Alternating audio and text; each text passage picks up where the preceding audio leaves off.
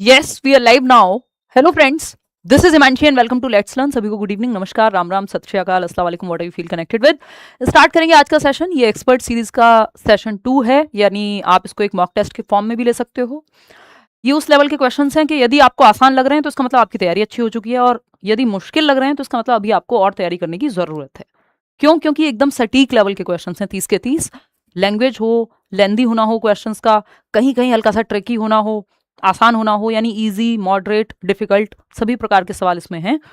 और एक ये एप्ट सेट कहेंगे इसको, कि बिल्कुल उचित है, पर्याप्त मात्रा में सही सवाल सही लेवल के एग्जाम के लिए। ना तो बेवजह परेशान किया जाएगा आपको कि बहुत मुश्किल क्वेश्चंस हैं, और ना ही एकदम आसान क्वेश्चन होंगे।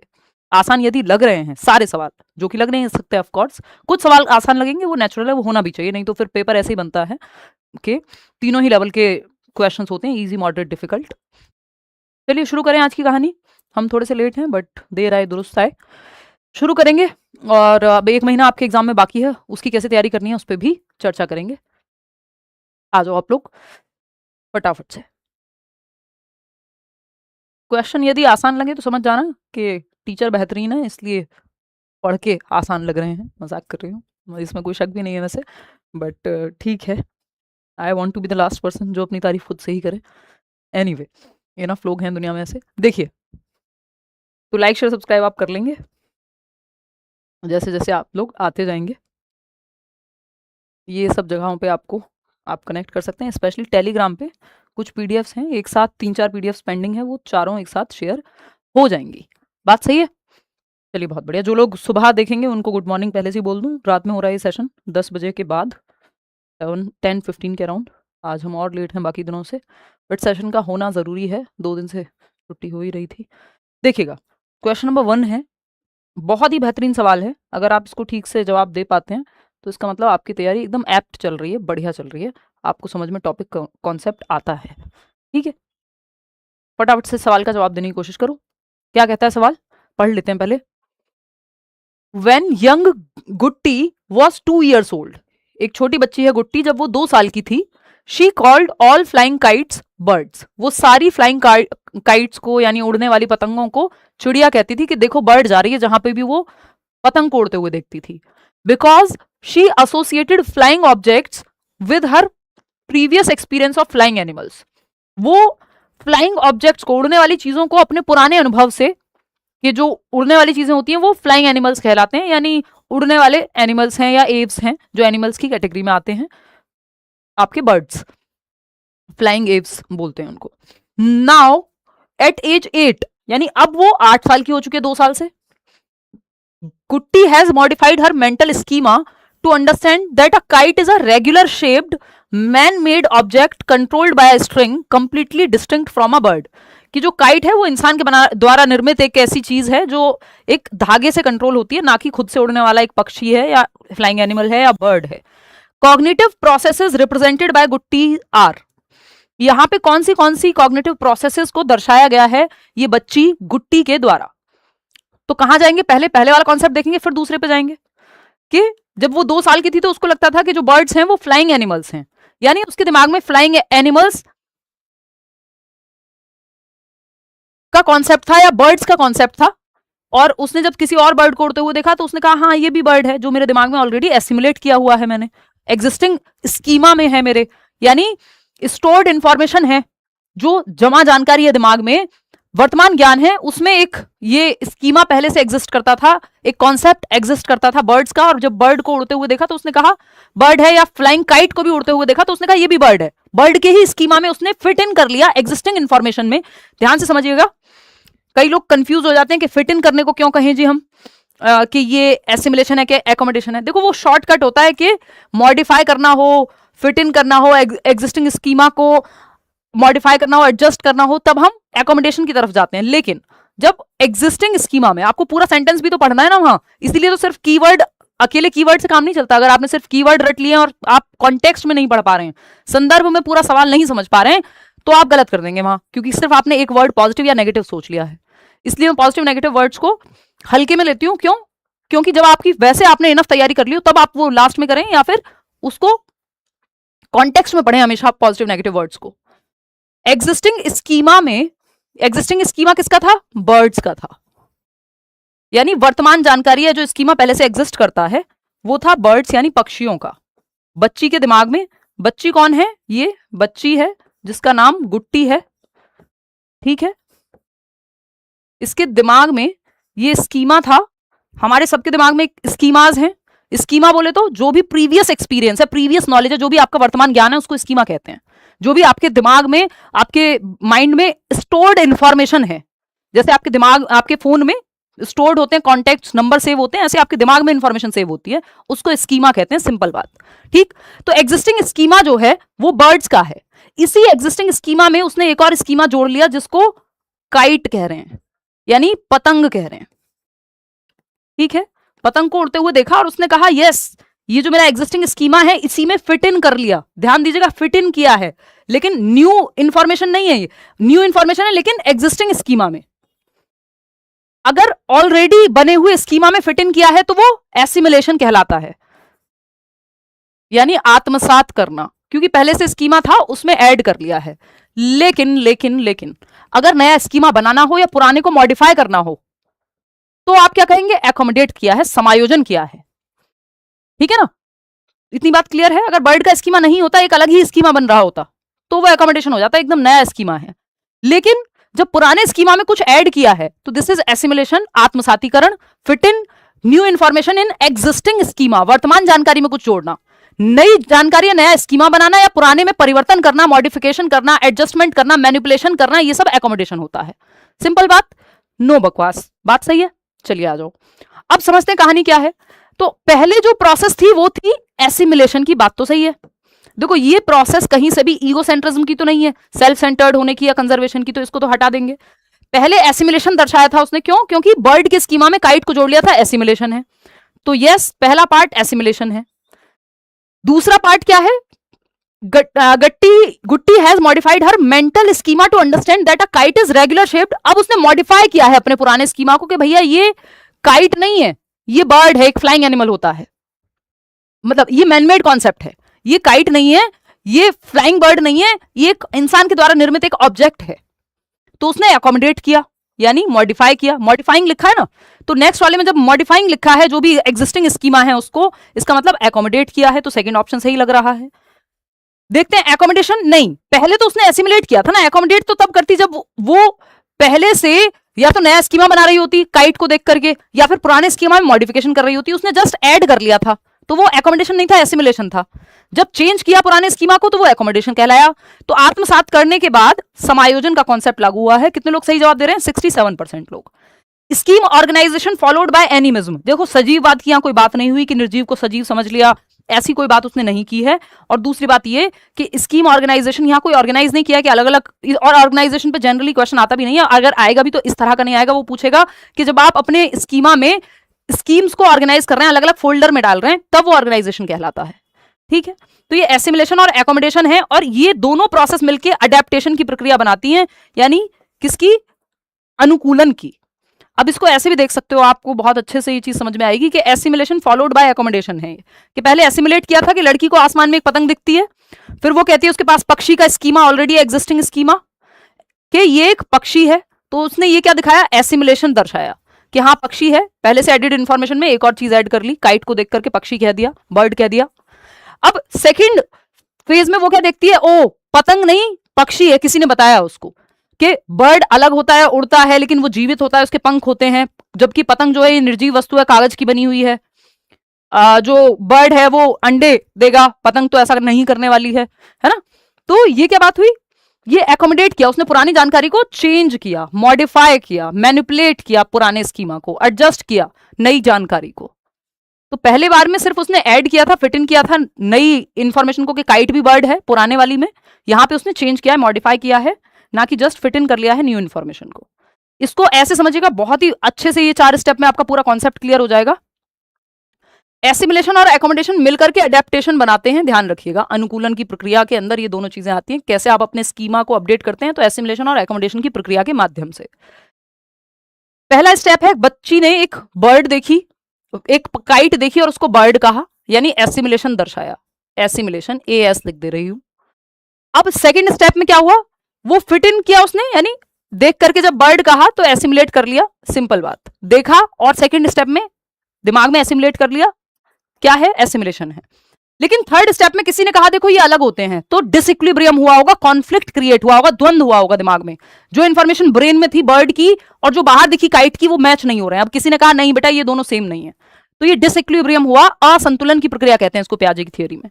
तो डिसइक्विलिब्रियम हुआ या कंफ्यूजन हुआ या कॉन्फ्लिक्ट हुआ, कॉन्फ्लिक्ट से फिर आपका स्कीमा ठीक होगा, बाद में अपडेट होगा, आप नई चीज सीखोगे। अगर कंफ्यूजन कभी नहीं होता तो आप कभी कुछ नया सीख ही नहीं पाते, पुराने में अपडेशन होता ही नहीं, ठीक। फिर फोर्थ स्टेप में आप एकोमोडेट करोगे, एक नया स्कीमा बनाओगे कि भैया ये अलग होती है बर्ड से, ये काइट है, या फिर पुराने में चेंज कर दिया आपने कि ये बर्ड के अंदर नहीं आएगा। ऐसे ही आप यहां पे देख सकते हो कि टीचर ने जब बताया कि bird and kite are different girl forms, different forms, इसका मतलब क्या है, girl forms are new idea. इस बात पे ये दो अलग सेंटेंस होने चाहिए थे, ठीक है। टीचर ने बताया कि बर्ड और काइट जो है वो डिफरेंट होते हैं, तो गर्ल ने एक नया आइडिया बनाया, जिस मतलब एकोमोडेट किया, एक नया कॉन्सेप्ट बनाया। फिर अगली बार उसने देख लिया कि हाँ भैया ये तो काइट है, बर्ड नहीं है ये, और ये, उसके बाद जब वो काइट देखती है, जब काइट का स्कीमा बन गया और अगली बार काइट देखी और उसने कहा काइट है, तो वो एसिमुलेशन दर्शा रही है। जब तक काइट का स्कीमा नहीं था तो वो डिसइक्विलिब्रियम वहां पे क्रिएट होता है, एसिमुलेशन तो दर्शा रही थी, लेकिन चेंज करने के लिए उसको एकोमोडेशन लगता। Hopefully I am clear, simple बात है, जो चीज पहले से है और उसी में ऐड करना है कुछ, तो एसिमुलेशन है, चाहे वो गलत ही ऐड किया हो बच्चे ने, लेकिन जब उसको वो करेक्ट किया जाएगा तब वो एकोमोडेट करेगा, तब वो जानकारी में परिवर्तन करेगा या नई जानकारी बनाएगा। क्वेश्चन नंबर 2 देखिएगा। जैसे आप में से कई लोगों को लगता होगा, बहुत अच्छा उदाहरण दिमाग में आया अचानक, यहां हरलॉक की किताब रखी हुई है, जिन लोगों ने थोड़ी बहुत साइकोलॉजी पढ़ी है उनको लगेगा, या आगे चल के जो पढ़ने वाले हैं उनको लगेगा कि हरलॉक के कुछ कथन हैं जो यूपीटेट वगैरह में या सब जगह पूछे जाते हैं, ये हरलॉक की किताब है। तो हरलॉक कई लोगों को लगते हैं कि ये पुरुष हैं, तो एसिमुलेटेड इंफॉर्मेशन क्या है कि हरलॉक एक राइटर हैं जो कि मेल राइटर है। लेकिन जब कई बार हम डिस्कस करते हैं कि एलिजाबेथ बी हरलॉक नाम है इनका पूरा, तो आप में से कई लोगों का स्कीमा एकोमोडेट करता है, मॉडिफाई करते हैं आप लोग, क्योंकि आपको तो लगा था कि ये मैन होंगे शायद क्योंकि नाम हरलॉक है, लेकिन ये एलिजाबेथ हरलॉक है यानी फीमेल है, तो आप एकोमोडेट करते हैं। एसिमुलेटेड क्या था कि हरलॉक एक राइटर है और फीमेल है, ये आपका एसिमुलेशन था, लेकिन ये जानकारी करेक्ट नहीं थी, इसको मॉडिफाई किया, एकोमोडेट किया आपने और बताया कि भैया ये फीमेल राइटर हैं। बेसिक सी बात है। चलिए आगे बढ़ते हैं, अब ये क्वेश्चन सॉल्व करो। देखिएगा क्वेश्चन नंबर 2 क्या कहता है, लेव वाइगोत्स्की प्रपोज्ड, आसान सा सवाल है। वाइगोत्स्की ने क्या प्रतिपादित किया कि children's thinking is quantitatively different from that of adults. ये वाइगोत्स्की ने कहा ही नहीं, वाइगोत्स्की को पढ़ी ही नहीं है आपके ये क्वांटिटेटिव और क्वालिटेटिव कहने की, तो कि वयस्कों की सोच से केवल परिमाणात्मक रूप से भिन्न होती है, नहीं, ना तो ये बात वाइगोत्स्की ने कही ना पियाजे ने कही, क्योंकि पियाजे क्वांटिटेटिवली अलग नहीं कह रहे, वो क्वालिटेटिवली अलग कहते हैं कि गुणात्मक रूप से, अमाउंट में नहीं काइंड में अलग होती है सोच। पियाजे के मुताबिक बच्चा भी उतना ही सोचता है जितना आप सोचते हैं, बस फर्क इतना है कि आप अपने टूटे हुए दिल के बारे में सोचते हैं और बच्चा अपने टूटे हुए पेन के बारे में सोचता है। क्वालिटी का अंतर है, गुणात्मकता का अंतर है, टाइप का अंतर है, ना कि काइंड का अंतर है, अमाउंट का नहीं। सोचता वो भी है, सोचते आप भी हैं, मात्रा का या क्वांटिटी का डिफरेंस नहीं है। तो ये तो पियाजे ने कहा है, हमसे पूछा है वाइगोत्स्की के बारे में, हमसे पूछा है वाइगोत्स्की के बारे में, तो ये तो पियाजे का कथन है, तो ये दोनों हट गए, एलिमिनेट हो गए। एलिमिनेशन मेथड बेस्ट मेथड है सवाल सॉल्व करने का। थर्ड ऑप्शन है, children possess considerable developmental potential which is realised more effectively through appropriate social support and guidance.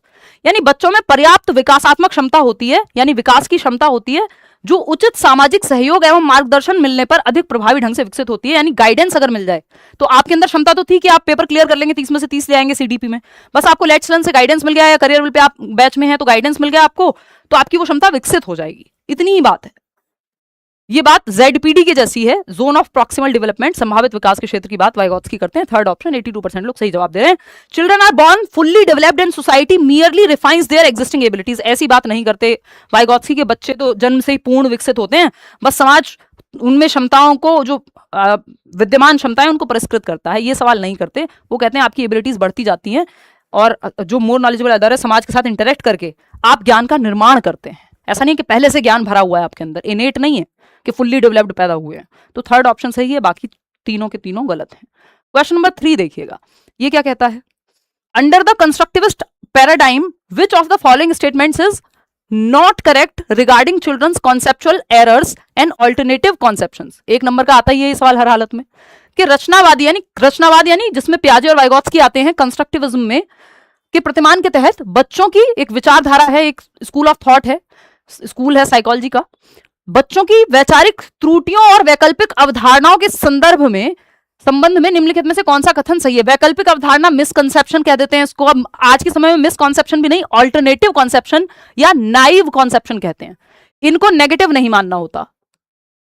Naive conception के बारे में कौन सी बात सही नहीं है ये पूछा है हमसे, यानी बच्चों की गलतियों को कैसे देखना है इसके बारे में कौन सी बात सही नहीं है।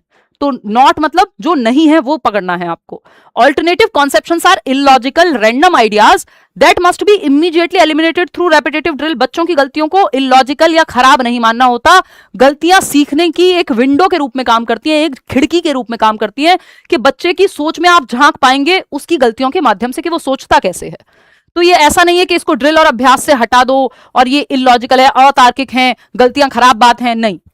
फिर आता है next option, errors are significant diagnostic windows that reveal the active cognitive pathways and meaning making process of the learner. ये बात एकदम सही है, गलतियों को पॉजिटिव रूप में देखना है। Errors are part of learning. गलतियां जो है, त्रुटियां जो है, वो सीखने का एक हिस्सा है जिसके थ्रू टीचर देखेगा कि बच्चा सोचता कैसा है, कहां कॉन्सेप्ट में गलती है और उसको ठीक कराएगा। गलती नहीं होगी तो पता ही नहीं लगेगा कभी। बिना गलतियों के कोई दुनिया में सीखा है? नहीं सीखा और नहीं सीख सकता है। कि आप ऐसे महान व्यक्ति हैं कि आपको बिना गलतियों के, तो महात्मा बुद्ध भी बुद्ध नहीं बन पाए थे भाई, पहले ट्राई बहुत सारे अटेम्प्ट्स किए ना अपनी साधना में 6 साल। एनीवे, तो त्रुटियां महत्वपूर्ण नैदानिक खिड़कियां हैं जो शिक्षार्थी के सक्रिय संज्ञानात्मक मार्गों और अर्थ निर्माण की प्रक्रियाओं को प्रकट करती हैं कि बच्चे कैसे मीनिंग मेक करते हैं, अपनी दुनिया की समझ बनाते हैं, उसको दर्शाती हैं गलतियां। बात सही है। Alternative conceptions represent children's intuitive naive attempts to make sense of their experiential environment. वैकल्पिक अवधारणाएं अपने अनुभवजन्य वातावरण को समझने के लिए बच्चे के सहज अनुभवहीन प्रयासों का प्रतिनिधित्व करती हैं। नाइव अटेम्प्ट नहीं कहते, नाइव कॉन्सेप्शन बेशक कह लेते हैं कि वो दुनिया की अपनी समझ बनाने की कोशिश कर रहे हैं। ये बात ठीक है कुछ कुछ, लेकिन बेहतरीन यही बात है क्योंकि ये प्रॉपर गलतियों को अच्छा मान रही है। ये कह रही है कि सिग्निफिकेंट डायग्नोस्टिक विंडोज, मतलब वो विंडोज जिनके द्वारा निदान संभव है बच्चों की डायग्नोज मतलब कारण का पता लगा पाना कि बच्चा सोचता कैसे है, ये आप पता कर पाएंगे। तो ये ज्यादा बेहतरीन ऑप्शन है, पूरी तरह से खराब नहीं है ये थर्ड ऑप्शन। वैकल्पिक अवधारणाएं अपने अनुभवजन्य वातावरण को समझने के लिए बच्चों के सहज अनुभवहीन प्रयासों का प्रतिनिधित्व करती हैं। ये वर्ड हिंदी में बहुत नेगेटिव है, इंग्लिश में नाइव कॉन्सेप्शन यूज कर लेते हैं, तो इसके साथ नहीं जाएंगे क्योंकि इससे कहीं बेहतर ऑप्शन हमारे पास है। फोर्थ ऑप्शन है, are teachers analysis of errors can guide the design of targeted cognitive conflicts to promote conceptual change. यानी टीचर का जो एनालिसिस है, विश्लेषण है गलतियों का, वो डिजाइन कर सकता है, गाइड कर सकता है टारगेटेड कॉग्निटिव कॉन्फ्लिक्ट्स को कि कहां बच्चे में कॉग्निटिव कॉन्फ्लिक्ट्स हैं। बात तो सही है, कोई गलत बात तो नहीं है। आ टीचर्स एनालिसिस ऑफ, अच्छा इससे बेहतर ऑप्शन तो है भाई ऑफ कोर्स, बट हमें सबसे बेहतर नहीं चाहिए, यहां पे हमें गलत चाहिए। इसीलिए मैं कहूं कि यार ये क्यों ऐसा है कि पूरी तरह से गलत भी नहीं है। देखिए, a teacher's analysis of errors can guide the design of targeted cognitive conflicts, के बच्चे के दिमाग में कहां कॉग्निटिव कॉन्फ्लिक्ट है या डिसइक्विलिब्रियम कहां है, कंफ्यूजन कहां है, जहां उसको कॉन्सेप्ट में चेंज लाने की जरूरत है। जैसे एक ऑल्टरनेटिव कॉन्सेप्शन या रॉन्ग कॉन्सेप्शन या मिस कॉन्सेप्शन का या नाइव कॉन्सेप्शन का उदाहरण है कि जब आप बचपन में ट्रेन में जाते थे तो आपको लगता था सारी पेड़ भी चल रहे हैं, सारी दुनिया इस ट्रेन के साथ चल रही है, या बच्चे को रात में वॉक करते हुए लग रहा है कि ये मून जो है यानी ये चंदा मामा साथ साथ चल रहे हैं मेरे, जबकि एक्चुअल में ऐसा नहीं है। तो ये ऑल्टरनेटिव कॉन्सेप्शन है। तो ये तीनों ही बातें सही हैं, ये तीनों बातें सही हैं, लेकिन ये पहला एकदम गलत है। हमें एकदम गलत ही चाहिए था, एकदम गलत यानी नॉट वाला जो नहीं है सही, बिल्कुल भी सही नहीं है, वो है alternative conceptions are illogical random ideas that must be immediately eliminated through repetitive drill and practice. यानी ऐसे इलॉजिकल आइडियाज हैं जिनको तुरंत हटा देना चाहिए। नहीं भाई साहब, ड्रिल और प्रैक्टिस के थ्रू नहीं, डिस्कशन के थ्रू ठीक होगा, ये चैलेंज करके। ऐसा भी नहीं है कि आपको बिल्कुल सीधा सीधा उसको ये कह देना है कि ये अतार्किक है, 10 बार सही आंसर लिख लो। वो ड्रिल और प्रैक्टिस पॉजिटिव नहीं मानते, पेडागोजी में नेगेटिव मानते हैं, ठीक है ना। इतनी बात क्लियर है। अब यहाँ पे अनुभवहीन जो इन्होंने, क्योंकि इसकी हिंदी का ट्रांसलेशन नाइव का अनुभवहीन ही होता है, इसलिए थोड़ा सा नेगेटिव लग रहा था, बट ओवरऑल देखें इसको, इंग्लिश को हम फाइनल मानते हैं ऑफ कोर्स, तो उस हिसाब से तो फिर नाइव कॉन्सेप्शन कहना कोई बुरा नहीं है, जो बात हम शुरू में डिस्कस कर रहे थे। तो फर्स्ट ऑप्शन ही गलत है और जो गलत है वही सही है, क्योंकि पूछा ही गलत था हमसे। बात सही है, चलिए आगे बढ़ेंगे। फर्स्ट ऑप्शन यहाँ सही होगा। क्वेश्चन नंबर 4 देखिएगा, आज के सवाल अच्छे सवाल हैं। क्वेश्चन नंबर 4 है, विच ऑफ द फॉलोइंग बेस्ट, अच्छे सवाल का मतलब ये नहीं कि मुश्किल है, पेपर के टाइप के हैं बिल्कुल। Which of the following best describes the role of the teacher in progressive education? प्रगतिशील शिक्षा में शिक्षक की भूमिका का सर्वोत्तम वर्णन निम्नलिखित में से कौन सा करता है? Progressive classroom, child centred classroom जहां बच्चा सेंटर में है। और क्या सिर्फ टीचर एक्टिव होता है प्रोग्रेसिव क्लास में? नहीं भाई, टीचर और बच्चे दोनों एक्टिव होते हैं। क्लास किस हिसाब से डिजाइन होती है? बच्चे के हिसाब से। ध्यान रखिएगा, चाइल्ड सेंटर में है तो सारी एक्टिविटीज जो भी डिजाइन होगा वो बच्चे को सेंटर में रख के, उसकी एज, उसके इंटरेस्ट को सेंटर में रख करके डिजाइन किया जाएगा। चलिए खैर देखते हैं क्वेश्चन नंबर 4 का ऑप्शन कौन सा सही होगा कि टीचर का क्या रोल होगा, role of the teacher in progressive education या चाइल्ड सेंटर्ड यानी बाल केंद्रित शिक्षा में शिक्षक की क्या भूमिका है? पहला ऑप्शन है the teacher leaves learners completely independent and does not intervene in the learning process. के टीचर का कोई रोल नहीं है, वो बच्चों को स्वतंत्र छोड़ देता है क्योंकि ये तो चाइल्ड सेंटर्ड है।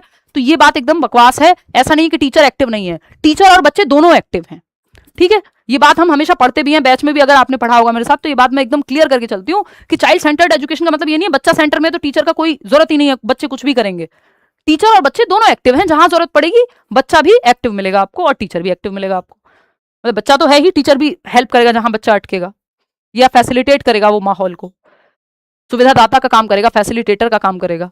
सेकेंड ऑप्शन है the teacher primarily supervises students to ensure discipline and compliance. देखो टीचर का रोल ये नहीं होता क्लास शांत रहे, डिसिप्लिन बना रहे, सब चुप बैठे रहे, है ना, वो एक्टिव रखना है। अगर बच्चा एक्टिव नहीं दिख रहा टीचर के साथ साथ तो वो चाइल्ड सेंटर्ड क्लासरूम नहीं है। शिक्षक का मुख्य कार्य यदि विद्यार्थियों की निगरानी करना है या सिर्फ अनुशासन बना रहे, नियमों का पालन हो, नहीं भाई, बच्चे एक्टिव होंगे, थोड़ा बहुत शोर शराबा भी हो सकता है, रचनावादी क्लासरूम है। ठीक, तो सेकंड ऑप्शन हट गया। The teacher provides opportunities, guidance and support for students to experiment and discover concepts as and when required. ये बात सही है कि शिक्षक विद्यार्थियों को आवश्यकता पड़ने पर प्रयोग करने यानी एक्सपेरिमेंट करने, खोज करने यानी डिस्कवरी के लिए, एक्सप्लोर करने के लिए तथा स्वयं सीखने के लिए अवसर, मार्गदर्शन और सहयोग प्रदान करता है। टीचर स्टेज सेटर है, एक माली के जैसा काम करता है यानी एक गार्डनर के जैसा काम करता है कि जैसे आप एक पौधे को सींचते हैं, उसको सही हवा, पानी, धूप, मिट्टी, मृदा सब देते हैं जरूरत पड़ने पर। ऐसा नहीं कि रात और दिन पानी दे रहे हैं पौधे में तो पानी दिए जा रहे हैं, मर जाएगा वो बेचारा, है ना। तो बच्चे का भी ऐसा ही है, उसको आप एक पौधे की तरह सींचते हैं, जरूरत पड़ने पर मार्गदर्शन, सपोर्ट, अपॉर्चुनिटी, अवसर सब कुछ प्रदान करते हैं। द टीचर इज, बट उसके सर पे नहीं बैठे रहते हैं, है ना, कि उसके दिमाग में भर नहीं देंगे, वो ज्ञान का सृजन करेगा, ज्ञान की रचना करेगा। The teacher is primarily responsible for ensuring that instruction strictly follows the prescribed curriculum. सिर्फ करिकुलम फॉलो कराना कोई यहाँ पे चाइल्ड सेंटर्ड क्लास का उद्देश्य नहीं है। तो थर्ड ऑप्शन जो कि आप लोग सही जवाब दे रहे हैं।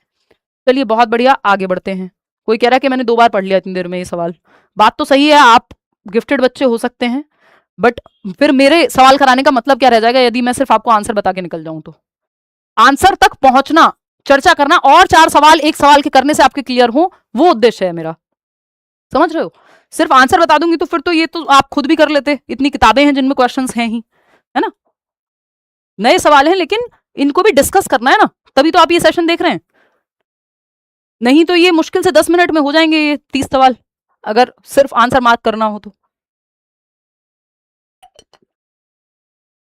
जब मैं पेपर देती थी आज से कितना 26 चल रहा है ना, 15 में दिया होगा पहली बार या 14 में, फर्स्ट ईयर में दे दिया था। हाँ, तो तब हो जाते थे उतनी देर में। सीडीपी वाला सेक्शन तो एटलीस्ट मैक्स टू मैक्स भी 15 मिनट लगते थे, क्योंकि पढ़ने की स्पीड अगर आपकी ठीक बन जाए तो हो जाते हैं जल्दी सॉल्व। देखिएगा क्वेश्चन नंबर 5 देखिएगा। अ teacher notices that a 5-year-old child despite never being explicitly taught grammar rules begins producing grammatically correct sentences and even applies language rules to unfamiliar words. This phenomenon is best explained by the child's innate dash. बताइए, एक शिक्षक यह देखता है कि 5 वर्ष का एक बच्चा जिसे कभी व्याकरण के नियम औपचारिक रूप से किताब या रूल के माध्यम से नहीं पढ़ाया गया व्याकरण, फिर भी वह स्वयं व्याकरण की दृष्टि से सही वाक्य बोलने लगता है तथा अपरिचित शब्दों पर भी भाषा के नियम लागू कर देता है। इस घटना की सर्वोत्तम व्याख्या बच्चे की जन्मजात डैश के द्वारा की जाती है। बताइए क्या है जन्मजात? बिल्कुल सही जवाब 63% लोग, 65% लोग कह रहे हैं। फोर्थ ऑप्शन देखना कितने लोग कह रहे हैं? 10% लोग फोर्थ ऑप्शन कह रहे हैं। चलिए बहुत अच्छा है, इसका मतलब आप सही समझ गए हैं। देखिए zone of proximal development ZPD नहीं होगा क्योंकि वो वाइगॉत्स्की करते हैं उसकी बात, और यहां बात हो रही है कि बच्चे में आंतरिक क्षमता है भाषा के नियम सीख लेने की, यानी वो नेचुरली एनवायरमेंट से भाषा बोलना सीख लेता है। जैसे आपने अपनी मदर टंग, मान लीजिए मेरी मदर टंग हिंदी है या आपकी मदर टंग हो सकता है किसी की भोजपुरी हो, किसी की इंग्लिश हो, किसी की संस्कृत हो, व्हाटएवर, हरियाणवी हो, पंजाबी हो, तो जिसकी भी मदर टंग मातृभाषा यानी जो उसके आसपास बोली जा रही थी, उसके घर में जो बोली जाने वाली भाषा है, तो वो भाषा आप कैसे सीखते हो? किताबों से? आपको किसी ने किताब दी तब आपने बोलना सीखा? नहीं, एनवायरमेंट से सीख लिया। क्यों? क्योंकि आपके अंदर एक आंतरिक क्षमता थी, जिसको लैंग्वेज एक्विजिशन डिवाइस कहते हैं। एक डिवाइस है आपके अंदर, इनेट एबिलिटी है भाषा को सीखने की। अब यहां पे थोड़ा सा कंफ्यूजन किस लिए हुआ होगा? क्योंकि यूनिवर्सल ग्रामर की बात हुई है। ये बात यूनिवर्सल ग्रामर के कॉन्टेक्स्ट में भी सही है, एकदम गलत नहीं है, बट इन्होंने यूनिवर्सल ग्रामर सिलेबस लगा दिया, तो सिलेबस कोई टर्म नहीं होता, नहीं तो ये भी जवाब आपको फंसा सकता था। लेकिन क्योंकि यहाँ पे एबिलिटी की बात अगर हुई, ये तो फिनोमिनन है, ये यूनिवर्सल ग्रामर भी हो सकता था। अगर एबिलिटी लिखा होता तो हम कहते लैंग्वेज एक्विजिशन डिवाइस है। अगर फिनोमिनन लिखा था तो फिर हम यूनिवर्सल ग्रामर की तरफ भी जा सकते थे, ठीक है ना। तो सिलेबस यानी सार्वभौमिक व्याकरण का कोई पाठ्यक्रम जैसा कुछ नहीं है, वो यूनिवर्सल ग्रामर का कॉन्सेप्ट है, सार्वभौमिक व्याकरण, जो नॉम चॉम्स्की ने दिया है, जिन्होंने ये लैंग्वेज एक्विजिशन डिवाइस LAD की भी बात की है। ये सवाल CDP में भी आता है, ये सवाल हिंदी और इंग्लिश की पेडागोजी में भी आता है, या किसी भी भाषा की पेडागोजी में, ठीक। तो थर्ड ऑप्शन यहाँ सही है, लेकिन क्यों सही है उस पर चर्चा करेंगे थोड़ी सी। देखिए, बिहेवियरिस्ट रीइंफोर्समेंट स्कीमा ये है नहीं, क्योंकि बिहेवियरिस्ट ये नहीं कह रहे कि आंतरिक रूप से सीख लिया, वो तो कहेंगे दंड पुरस्कार इमिटेट करके सीखते हैं भाषा, जैसा कि स्किनर के कॉन्टेक्स्ट में आता है लैंग्वेज वाले सेक्शन में, कि वो कहते हैं रीइंफोर्समेंट, के बच्चे ने तुतला के बोला, फिर आपने कहा वेरी गुड, कितना अच्छा बोला मेरे बच्चे ने, फिर से बोलो, तो वो फिर से बोलेगा। तो ऐसे इमिटेट कर करके वो भाषा रीइंफोर्समेंट, गुड, वेरी गुड, शाबाश सुन करके सीख जाता है। ये बात व्यवहारवादी कहते हैं और स्किनर कहते हैं। इनके बारे में ज्यादा नहीं जानना, बस इतना ही जानना था जितना मैंने आपको बता दिया। 1 नंबर में आएगा लैंग्वेज वाले सेक्शन में, CDP में नहीं आएगा, ठीक है। लैंग्वेज की भी डिस्कशन जो है करेंगे जल्दी ही, हिंदी पेडागोजी क्वेश्चंस भी करेंगे। तो यूनिवर्सल ग्रामर सिलेबस जो है, ये कोई कॉन्सेप्ट ही नहीं है, यूनिवर्सल ग्रामर है जो कॉन्सेप्ट है, सार्वभौमिक व्याकरण। तो यहां पर अगर आप देखेंगे तो एक ही ऑप्शन सही है, लैंग्वेज एक्विजिशन डिवाइस का। क्यों? क्योंकि इस लैंग्वेज एक्विजिशन डिवाइस के माध्यम से आप लैंग्वेज के रूल्स अपने आप सीख जा रहे हो, बिना आपको पढ़ाए। क्योंकि ये लैंग्वेज एक्विजिशन डिवाइस आपके दिमाग में एग्जिस्ट करता है कहीं पे, हाइपोथेटिकली, इमेजिनरी है, मिलेगा नहीं, कहीं ऑपरेशन कराने चले जाओ कि निकलवा लेता हूं, किसी और के लगा दूंगा, है ना, कि आप बच्चा जो है सही व्याकरण की दृष्टि से सही वाक्य बोलना सीख जाता है। आप ये नहीं कहते जा रहा हूं घर, जनरली बच्चे को पता होता है कि मैं घर जा रहा हूं, वो ऐसे बोलेगा, तो वो अपने आप उसने ग्रामेटिकली सही बोलना सीखा है। वो कुछ भी कहीं भी वर्ब, कहीं सब्जेक्ट, कहीं ऑब्जेक्ट, कहीं नहीं लगा देता। जो अगर उसके घर में ऐसा बोला जा रहा था तो वो बोल लेगा ऑफकोर्स, फिर वो वैसा ही सीख जाएगा। लेकिन ऐसे कई सारे नियम हैं भाषा के जो आप नेचुरली ठीक बोलने लगते हो, ठीक प्रयोग करने लगते हो बिना ग्रामर पढ़े। वो होता है लैंग्वेज एक्विजिशन डिवाइस की वजह से, कि हमारे अंदर एक भाषा को अर्जित करने का यंत्र है, इसलिए लैंग्वेज एक्विजिशन डिवाइस या भाषा अर्जन यंत्र कहते हैं इसको। सार्वभौमिक व्याकरण हमारे अंदर होती है, जनरेटिव ग्रामर कहते हैं इसको, वो भी एक रीजन है, वो अलग कॉन्सेप्ट है। अगर सिर्फ ग्रामर के बारे में पूछा होता, अगर क्वेश्चन कुछ और पूछा होता तो आंसर बदल जाता। यहां पे जो पूछा है उसके हिसाब से सिर्फ लैंग्वेज एक्विजिशन डिवाइस है, और दूसरा सिलेबस लिखा हुआ है, तो ये कंफ्यूजन बची ही नहीं, क्योंकि यूनिवर्सल ग्रामर सिलेबस जैसा कुछ नहीं है कि ग्रामर का कोई सिलेबस होता है, नहीं। क्वेश्चन नंबर 6 देखिएगा, during the period of childhood development is, बाल्यावस्था की अवधि में विकास। चाइल्डहुड का पीरियड बताओ। देखो, चाइल्डहुड लिखा है तो आप मान सकते हो 2 से 12 वर्ष के बच्चे की बात हो रही होगी, क्योंकि इसमें अर्ली और लेटर चाइल्डहुड दोनों आ जाएगा। अर्ली चाइल्डहुड बोले तो 2 से 6 वर्ष, लेटर चाइल्डहुड यानी उत्तर बाल्यावस्था बोले तो 6 से 12 वर्ष। चाइल्डहुड लिखा हुआ है, इसका मतलब दोनों शामिल हैं, 2 से लेकर के 12 वर्ष तक की स्टेजेस। टोटल 4 स्टेजेस आपके काम की हैं। आपकी जो है इन्फेंसी, जन्म से 2 वर्ष, शैशवावस्था, अर्ली चाइल्डहुड जिसको आप कहते हैं 2 से 6 वर्ष, और जिसको पूर्व बाल्यावस्था भी कहते हैं, लेटर चाइल्डहुड 6 से 12 वर्ष, उत्तर बाल्यावस्था कहेंगे, और एडोलेसेंस 12 से 18 वर्ष। ये 4 काम की है, इसके अलावा आपके पेपर में नहीं पूछा जाता। ना तो जन्म से पहले की पूछता है, ऐसे कुछ सीटेट में नहीं पूछता।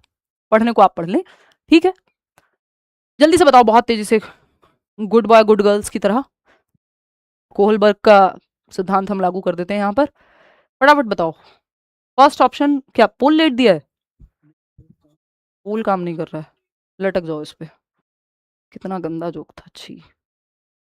कई बार तो मैं खुद को एम्बेरस कर देती हूँ ऐसे पुअर जोक्स मार के, बट आप लोग ऐसे ही जोक्स पे ज्यादा हंसते हो। कोई बात नहीं, इट्स ओके, सब ठीक हो जाएगा एक दिन। चलो क्वेश्चन डिस्कस कर लेते हैं, पोल जब पहुंचेगा पहुंचता रहेगा।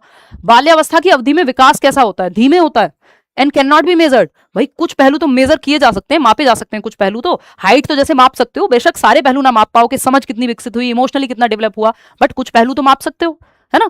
तो ये तो नहीं कह सकते कि स्लो, अर्ली चाइल्डहुड में तो बहुत तेज होता है और ग्रोथ तेजी से होती है, बल्कि हाइट वाइट और सभी तरह के विकास तेजी से होते हैं।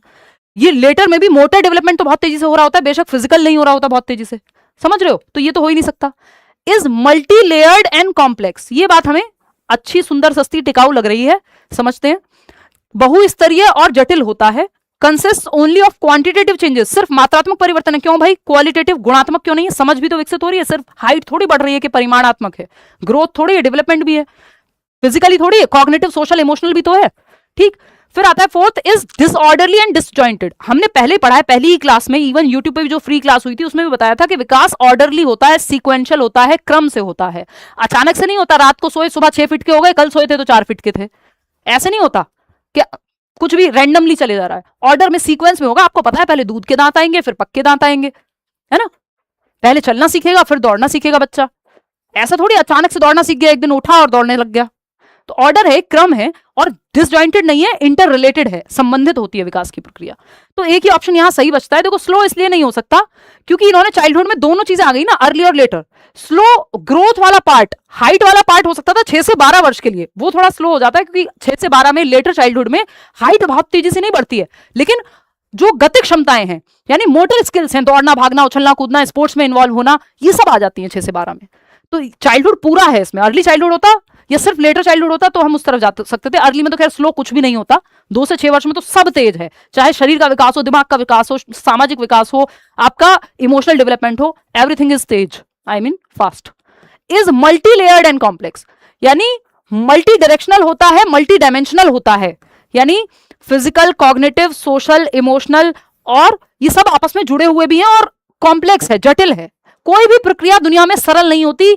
जो भी प्रोसेस है, जैसे विकास क्या है, एक प्रोसेस है, development is a process, love is a process, socialisation is a process, learning is a process. जो भी प्रोसेस है वो स्लो या सिंपल नहीं हो सकती, वो कॉम्प्लेक्स होगी, कभी स्लो कभी तेज होगी, और सरल नहीं होगी, 2 + 2 4 नहीं होगा, जटिल होगी, कॉम्प्लेक्स होगी। तो सारी प्रक्रियाएं दुनिया में कॉम्प्लेक्स होती हैं, ध्यान रखिएगा। इनमें से कुछ भी, लर्निंग, आपका डेवलपमेंट, चाहे वो आपका सोशलाइजेशन हो, प्रेम हो, ये सब कॉम्प्लेक्स प्रक्रियाएं हैं, सरल कुछ नहीं है। ठीक है, तो जहां भी सिंपल लिखा हो समझ जाना, ये आपको भटकाने के लिए है। तो second option is the right answer. Question number 7 देखिएगा, असर्शन रीजन वाले क्वेश्चंस कर लेते हैं। भाई बहुत आपने नॉर्मल क्वेश्चंस कर लिए, ये भी तो आते हैं 4 क्वेश्चन कम से कम। ये हम अलग से भी करेंगे कल रात को 9:15, असर्शन और रीजन के क्वेश्चंस एक ऐसी ट्रिक के साथ करेंगे जो दुनिया में कभी किसी ने देखी ना हो, सुनी ना हो, जानी ना हो, जो हम ही ने बनाई हो। कल बात करेंगे उस पर। ऐसे तो कहता है हर टीचर, हमने तो इतनी चीजें नहीं बनाई, कभी नहीं कहा। देखो एक बार, चलिए समझते हैं, देखिएगा।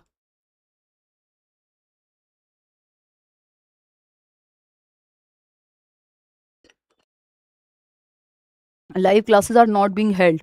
यार मैंने आपको बताया हुआ है, मुझे माइग्रेन की समस्या चल रही है पिछले दिसंबर से, ऑफलाइन क्लासेस से शुरू हुई थी और अभी तक जो है समस्या बनी हुई है। तो मैं इवन ये क्लास भी मैं टैबलेट लेकर के ले रही हूँ, क्योंकि इससे पहले क्लास थी, उससे पहले तैयारी होती है कि आप लैपटॉप में स्क्रीन में देख रहे हो, फिर ये क्लास है तो देखना भी होता है स्क्रीन में, लेसन प्लानिंग भी स्क्रीन में ही होती है, क्लास लो बोलो, लाइट्स इतनी सारी हैं, ये सब इम्पैक्ट करती हैं। तो उसके चलते कई बार क्या, बहुत ज़्यादातर यूट्यूब की क्लास ही कॉम्प्रोमाइज़ होती है, बैचेस तो फिर भी हो जाते हैं क्योंकि वो जिम्मेदारी है, या मैं लिमिटेड ही लेती हूँ क्लासेस, एक क्लास ले रही हूँ मान लो, तो वो हो जाएगा, 2 क्लास ले रही हूँ वो हो जाएगा, तीसरी क्लास तक आते आते बैंड बज जाती है।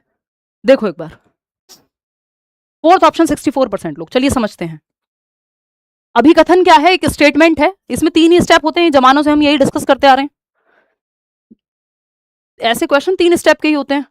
ए आर, अगर ए और आर सही हो तब आप तीसरे स्टेप पे जाते हैं, जिसको हम कहते हैं बिकॉज का इस्तेमाल करना, या फिर, और ये मैंने नहीं बनाया है, ये जमानों से चलता आ रहा है, ये सीटेट में तो अब आने लगे हैं ये सवाल नीट में, सीबीएसई में, यूपीएससी में जमानों से आ रहे थे, है ना? तो ये वहां भी चलता है ये मेथड, कोई इसमें नया मेथड नहीं है, बीच में क्योंकि लगा के देख लो, सिंपल। ये हम लास्ट ईयर भी डिस्कस कर चुके हैं, हो सकता है उससे पिछले साल भी डिस्कस कर लिया हो, वो वाली वीडियो भी देख लेना। तो यहां पे सिंपल है कि बिकॉज आपको तभी चेक करना है, या ये आर जो है ए के लिए, राहुल अंजलि के लिए सही है कि नहीं, ये तभी चेक करना है जब अंजलि और राहुल अपने आप में सही हो, अदरवाइज तीसरे स्टेप पे जाने की जरूरत नहीं है अगर दोनों में से कोई भी एक गलत है। और ज्यादातर सवाल इसमें ए एन आर बोथ वाला सही होता है, अगर दोनों सही मिल जाए तो फिर चांसेस हैं कि A and R both are right and explanation भी करेक्ट है। 90% तक चांसेस है कि फिर वही A and R both right हो जाए, और उस पर खैर हम कल चर्चा करेंगे इस पर डिटेल में।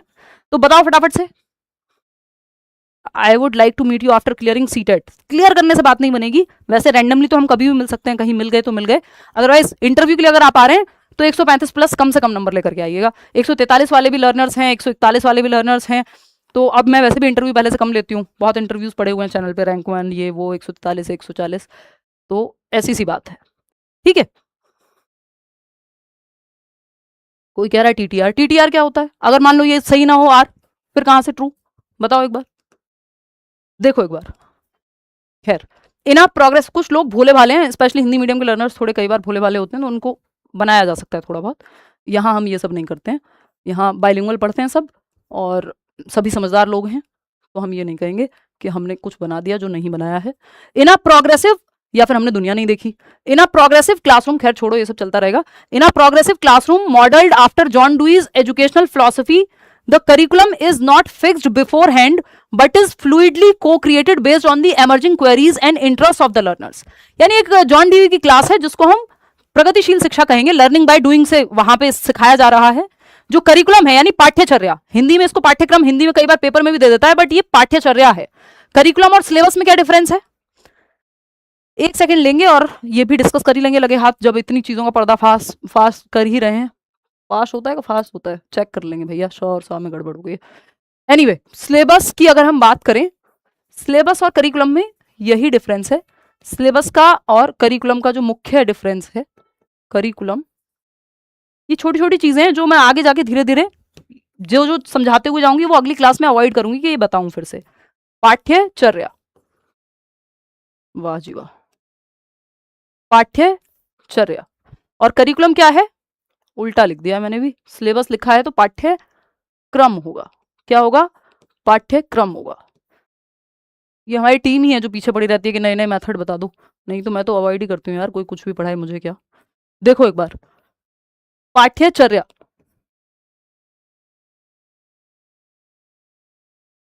ठीक। सिलेबस की जब हम बात करते हैं तो ये पाठ्यक्रम है, नैरो अप्रोच है, यानी थोड़ा छोटा माना जाएगा, संकुचित है अगर हम करिकुलम के कॉन्टेक्स्ट में या संदर्भ में बात करते हैं तो। बात सही है? करिकुलम की जब हम बात कर रहे हैं, दिस इज अ ब्रॉड या ब्रॉडर डोमेन। ब्रॉड डोमेन यानी विस्तृत है, ये बड़ी प्रक्रिया है, विस्तृत है। स्कूल में कदम रखने से लेके बाहर निकलने तक जो प्रक्रिया फॉलो होती है वो करिकुलम है, जिसके अंदर सिलेबस भी शामिल है। सिलेबस करिकुलम का ही पार्ट है। सिलेबस जस्ट आपका जो रिटर्न है, जिसमें बेसिक चैप्टर्स जो आपको कराने हैं, वो जस्ट एक पार्ट है किसका? करिकुलम का। बात सही है? क्लियर है जी? ऋतु गुप्ता कह रही है बहुत दिन बाद आपको देखा है जी, थैंक यू सो मच, मैंने भी आपको बहुत दिन बाद देखा है। आंसू आ गए मेरे आपको देख करके, मजाक कर रही हूँ, बट अच्छा लगता है यार आप लोगों से यूट्यूब पे मिलके, इसीलिए मिलते हैं हम लोग, जब मौका मिल पाए तब मिल लेते हैं। देखो, तो सिलेबस की अगर हम बात करें तो ये इसमें जो टॉपिक्स हैं जो आप पढ़ते हैं चैप्टर्स वो आ जाएंगे, लेकिन करिकुलम में सारी एक्टिविटीज हैं। स्कूल में फेट है, असेंबली है, कोई एक्टिविटी हो रही है, कोई साइंस एग्जीबिशन है, प्रेयर हो रही है, राष्ट्रगान हो रहा है, वॉट कुछ भी, कदम रखने से लेके बाहर निकलने तक सिलेबस भी इसी का हिस्सा है। तो करिकुलम एक बड़ी प्रक्रिया, ध्यान रखेंगे। सिलेबस जस्ट एक पार्ट है करिकुलम का। तो क्या कहा गया है यहाँ पे कवि के द्वारा? जॉन डीवी के शैक्षिक दर्शन पर आधारित एक प्रगतिशील कक्षा में पाठ्यचर्या पहले से तय नहीं होती है, बल्कि शिक्षार्थियों के उभरते प्रश्नों और रुचियों के आधार पर लचीले ढंग से सह निर्मित किया जाता है। यानी ऐसा नहीं कि एक एक चीज, करिकुलम का मतलब है पढ़ाने का तरीका, क्या होगा क्लास में, सारी एक्टिविटीज पहले से डिसाइडेड नहीं है, प्लान्ड है, लेसन प्लानिंग हुई है, लेकिन एक एक एक्टिविटी आप पहले से डिसाइड नहीं कर सकते। वो फ्लेक्सिबिलिटी रहेगी, कौन से बच्चे को कहां तकलीफ है, कैसे समझाना है, वो चेंज कर सकते हैं, फ्लेक्सिबिलिटी है। बात सही है? रीजन क्या है? यानी अंजलि तो सही कह रही है, सही बात है। राहुल क्या कह रहा है देख लेते हैं। आर फॉर रीजन है वैसे तो, बट मैं आपको याद रहे इसलिए राहुल कह रही हूं।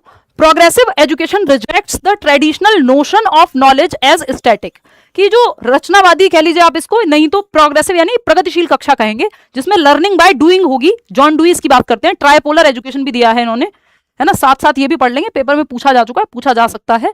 तो ये छोटी छोटी बातें मैं साथ में बता के चलती हूँ, इसलिए टाइम लगता है हमारे सेशन में।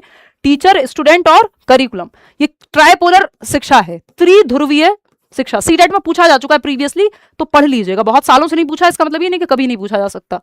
त्रिध्रुवीय शिक्षा, त्रिध्रुवीय शिक्षा, और ये जॉन डुई के द्वारा दी हुई है। जॉन डीवी भी कह देते हैं इनको। प्रोग्रेसिव या लैब स्कूल से इन्होंने शुरू किए थे शिकागो में, अमेरिका में, है ना। जॉन डीवी हिंदी में कह देते हैं, ठीक है। 1920s के अराउंड, यानी 20th सेंचुरी, 20वीं शताब्दी में। तो एक तरफ टीचर है, शिक्षक है एक ध्रुव पे या एक पोल पर, दूसरी तरफ स्टूडेंट है यानी विद्यार्थी है, और तीसरी तरफ करिकुलम या फिर एनवायरमेंट है। करिकुलम या फिर एनवायरमेंट है, एनवायरमेंट में जो भी एक्टिविटीज हो रही हैं वो सब भी आ जाएंगी। इससे पहले एक बायपोलर एजुकेशन का वो चलता था, जिसमें एक तरफ टीचर होता था और एक तरफ स्टूडेंट होता था। बायपोलर एजुकेशन बोलते थे इसको, या बायपोलर प्रोसेस ऑफ टीचिंग। तो ये द्विध्रुवीय है, एडम्स ने इसको दिया था कि एक तरफ टीचर है, एक तरफ स्टूडेंट है। ठीक, बेसिक सी बात है, 1 मिनट में रख लोगे, बात खत्म। कहां रख लोगे? दिमाग में। देखो, तो अंजलि तो सही कह रही थी। रीजन क्या है इसका? Progressive education rejects the traditional notion of knowledge as static pre-packaged information to be memorised, viewing it instead as a dynamic product of active inquiry and social transaction। यानी प्रगतिशील शिक्षा ज्ञान को स्थिर, रटने योग्य, पूर्व निर्धारित जानकारी के रूप में खारिज करती है, इसके बजाय इस सक्रिय अन्वेषण और सामाजिक आदान प्रदान के गतिशील उत्पाद के रूप में देखती है। यानी ये स्टैटिक या एक फिक्स मानने के बजाय टीचिंग लर्निंग प्रोसेस को डायनेमिक मानते हैं, फ्लेक्सिबल मानते हैं। फ्लेक्सिबल होना बहुत अच्छी बात है ना, विचारों में भी, पढ़ाने में भी, ये एकदम सही बात है। इसीलिए यहाँ पे पहले से निर्धारित नहीं है, चेंज होता रहता है। तो राहुल भी सही कह रहा है, अंजलि भी सही कह रही है। तीसरे स्टेप पे आ जाओ भाई, राहुल अंजलि के लिए सही है या नहीं है? बिल्कुल इन्हीं के बारे में बात हो रही है, रीजन इसी के बारे में है जो स्टेटमेंट दिया हुआ है। ऐसा नहीं कि किसी तीसरी बात के बारे में बात कर रहा हूं, प्रोग्रेसिव एजुकेशन के बारे में ही बात हो रही है। तो इसके बीच में चाहे आप बिकॉज लगा लो, तो बोथ सही है। और जब बोथ सही होते हैं तो 90% चांस होते हैं कि आर भी करेक्ट एक्सप्लेनेशन दे रहा हो। बहुत कम परसेंट, 10% से भी कम क्वेश्चंस में ऐसा होगा कि दोनों सही हैं और ये व्याख्या नहीं कर रहा। लेस देन 10% क्वेश्चंस में होगा।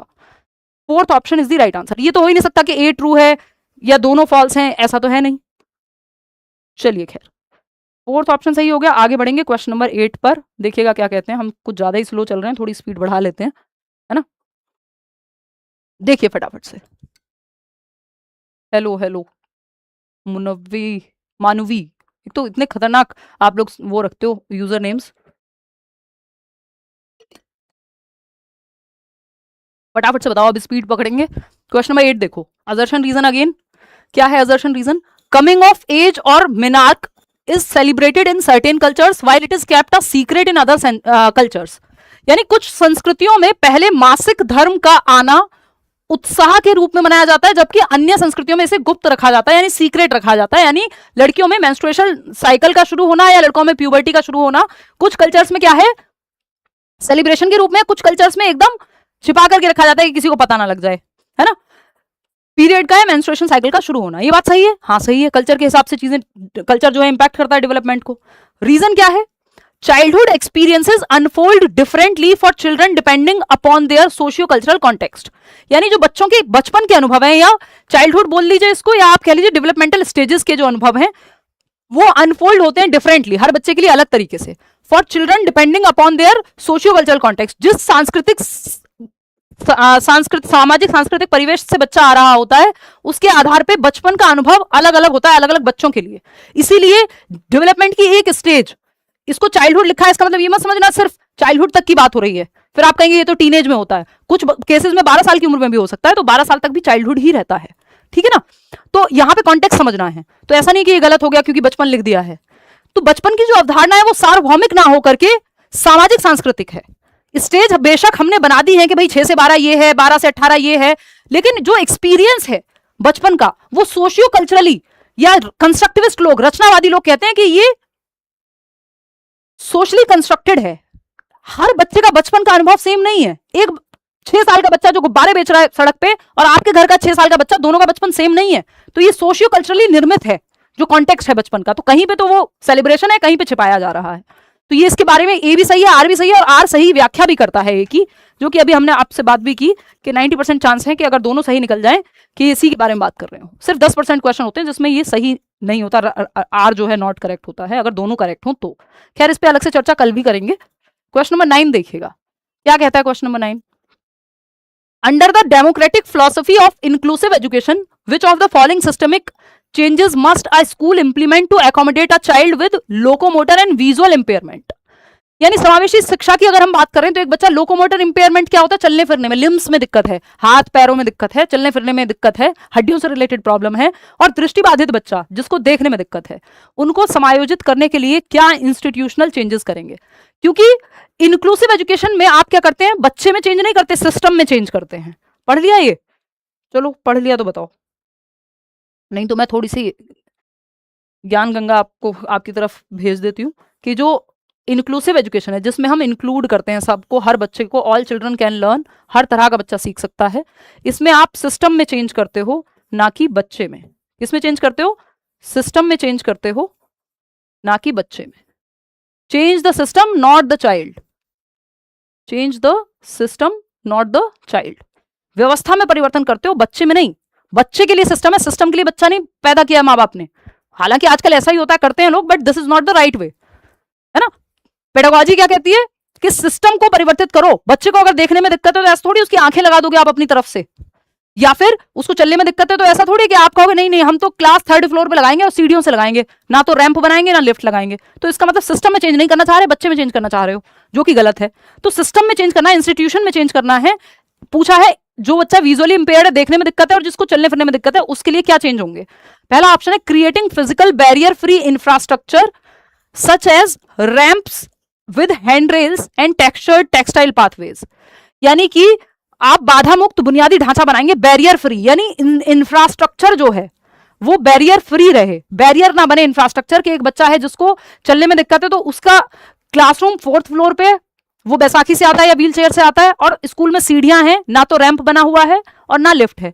तो रैंप बनाएंगे ताकि बाधा मुक्त हो सके वो जो लोकोमोटर एबिलिटी वाला बच्चा, और जिसको देखने में दिक्कत है उसके लिए टेक्सचर्ड टेक्टाइल पाथवेज, यानी ऐसी बनावट वाले जो स्पर्शनीय मार्ग जिनको स्पर्श करके, टच और फील करके वो चढ़ पाए, बच्चा वहां तक पहुंच पाए। तो बात सही है, दोनों की जो जरूरतें हैं पूरी हो गई, राइट है ये, तो यही करेंगे। फिर है B option, advising the parents to transition the child into a specialised school. एकदम बकवास बात है। Segregation is against the law of nature. अलगाव प्रकृति के नियमों के खिलाफ है कि इस बच्चे को स्पेशल स्कूल में भेज दो, जहां ब्लाइंड स्कूल में भेज दो अगर देख नहीं पाता, नहीं। इंक्लूसिव एजुकेशन का मतलब ये हर बच्चे को एक क्लास में सिखा पाएंगे आप। फिर आता है third option, modifying the examination format by offering auditory questions, extra response time and the support of a scribe. यानी एग्जामिनेशन सिस्टम में फॉर्मेट में थोड़ा सा मॉडिफिकेशन लाएंगे, एक्स्ट्रा टाइम देंगे, एक्स्ट्रा रिस्पॉन्स टाइम देंगे, बच्चे को ज्यादा सुनने वाले यंत्रों पे फोकस करेंगे ताकि सुन भी पाए, और एक स्क्राइब की सपोर्ट भी देंगे जरूरत पड़ने पे। बात तो सही है। फिर देखते हैं fourth option, expecting the child to undergo specialised adaptive training independently before joining the main stream classroom. कि आप उसको मेन स्ट्रीम क्लासरूम मतलब नॉर्मल क्लासरूम, रेगुलर क्लासरूम में ला रहे हो तो बच्चे में चेंज करके लाओ, गलत है। फर्स्ट और थर्ड ही यहां सही लग रहे हैं, तो फर्स्ट और थर्ड आपका सेकेंड ऑप्शन में सही है। कितने लोग सही जवाब दे रहे हैं? 39% लोग। मतलब इसमें गलत कैसे कर पा रहे हो आप लोग? वो कैसे पा रहा है गलत आपसे, मुझे ये जानना है बस केवल। अच्छा ये ऑप्शन इधर पहुंच गया ना, ऑप्शन यहाँ पे फर्स्ट और थर्ड आना चाहिए, आपकी गलती नहीं है, ठीक है। फर्स्ट और थर्ड, हाँ 4 ये इसका है। देखो जो भी फोर्थ जवाब दे रहा है ना, तो ये फोर्थ, ये टाइपिंग में थोड़ी मिस्टेक हो गई है, वो फोर्थ से इधर चला गया है, ये आपको पूरा शायद दिख भी नहीं पा रहा है। तो इसमें सेकंड ऑप्शन ही होगा। इंग्लिश की तरफ देख लिया करो, ये पेपर में भी लिखा होता है कि अगर हिंदी में कोई मिस्टेक है तो इंग्लिश वाले को फाइनल माना जाएगा, ट्रांसलेशन में भी इवन कोई गड़बड़ है तो। हर एग्जाम में ये लागू होती है बात। 9th का सेकंड ऑप्शन हो गया। मैं भी देखो इतना कम कैसे जवाब दे पा रहे हो। क्वेश्चन नंबर 10 देखो, at which stage are children able to participate in games with rules, develop their athletic abilities and logical thought process also increases, their logical thought process also increases though it is restricted to concrete experiences। मतलब क्या है, किस स्तर पर बच्चे नियमों के साथ खेलों में भाग लेने में सक्षम होते हैं, उनकी एथलेटिक क्षमताओं का विकास होता है और तार्किक विचार प्रक्रिया भी बढ़ जाती है। यानी लॉजिकल एबिलिटी, किस चीजों के बारे में, ठोस अनुभवों के या मूर्त अनुभवों के बारे में लॉजिक आ जाता है। कहां की बात हो रही है? कॉन्क्रीट ऑपरेशनल की। और खेलों में भाग ले रहे हैं, यानी गेम्स में पार्टिसिपेट कर रहे हैं, स्पोर्ट्स वाली एज है तो खेलों में खूब भाग लेते हैं, मोटर एक्टिविटीज बढ़ जाती हैं 6 से 12 वर्ष या 7 से 11 प्याजे की माने तो, कॉन्क्रीट एक्सपीरियंसेस के लिए लॉजिक। अब यहाँ पे ना तो कॉन्क्रीट ऑपरेशनल लिखा है ना लेटर चाइल्डहुड लिखा है, तो फिर मैंने आपको बताया हुआ है कि जहां लेटर चाइल्डहुड ना लिखा हो तो आप मिडिल चाइल्डहुड को ही लेटर चाइल्डहुड मान सकते हैं। उसी को बीच में ये क्या करते हैं, यहीं से 6 से 8 मान लेंगे, 5 से 8 या 5 से 11 मान लेंगे, तो वही स्टेज हो जाती है ये। कि मध्य बाल्यावस्था में, क्योंकि ये इसमें बच्चा खेलता तो है, प्ले एज तो है, अर्ली चाइल्डहुड, लेकिन ऐसा नहीं है कि स्पोर्ट्स में बहुत एक्टिव हो जाएगा। वो बेसिक खेल खेलता है अपने, क्योंकि अभी मोटर डेवलपमेंट उतना नहीं हुआ है, उछलना कूदना दौड़ना भागना उतना स्ट्रांग नहीं हुआ जितना मोटर डेवलपमेंट यहाँ होगा मिडिल चाइल्डहुड में या लेटर चाइल्डहुड में। और कॉन्क्रीट चीजों को लेकर के लॉजिक आया तो ये तो 100% फिर यही होगा, अर्ली में हो ही नहीं सकता। एडोलेसेंस में इसलिए नहीं होगा क्योंकि वहां एब्स्ट्रैक्ट लिखा होता, अमूर्त चीजों को लेकर के क्षमता आ गई है। बेशक बाकी चीजें भी होती है, एथलेटिक एबिलिटी वहां भी रहती है, ऐसा नहीं है कि नहीं रहती, लेकिन जनरली जब एथलेटिक एबिलिटी की या खेलने कूदने की बात करता है, इस तरह से फिजिकल एक्टिविटीज में इन्वॉल्व होने की, स्पोर्ट्स में इन्वॉल्व होने की, तो ये टास्क लेटर चाइल्डहुड का है, जिसकी बात एरिक एरिक्सन भी करते हैं। बाकी ये सेम क्वेश्चन अगर एब्स्ट्रैक्ट लिखा होता तो एडोलेसेंस हो जाता, अगर यहाँ कॉन्क्रीट लॉजिक की जगह एब्स्ट्रैक्ट लिखा होता तो अमूर्त लिखा होता। एब्स्ट्रैक्ट और कॉन्क्रीट में क्या अंतर है? कॉन्क्रीट वो चीजें जिनको टच एंड फील किया जा सकता है, जैसे ये पेन क्या है, कॉन्क्रीट है, मूर्त है, ठोस अनुभव है। मैं कहूं प्रेम के बारे में सोचो तो वो आपके दिमाग में है, अमूर्त है, जरूरी नहीं है कि उसको आप दिखा पाओ, है ना। हनुमान जी नहीं हो अनटिल अनलेस, तब तक तो नहीं हो पाएगा, कॉन्क्रीट फॉर्म में नहीं दिखा पाओगे। क्वेश्चन नंबर 11 देखिएगा, समझ गए ना, वैसे दिल चीर के नहीं दिखा सकते ना आप, वो कॉन्क्रीट हो जाएगा फिर, जैसे ही वो पिक्चर दिखा दे रहे हैं सीता और राम की, मतलब जो लोग भगवान में विश्वास करते हैं स्टोरी में भी करते हैं। चलिए बताइए फटाफट, क्वेश्चन नंबर 11 देखिएगा।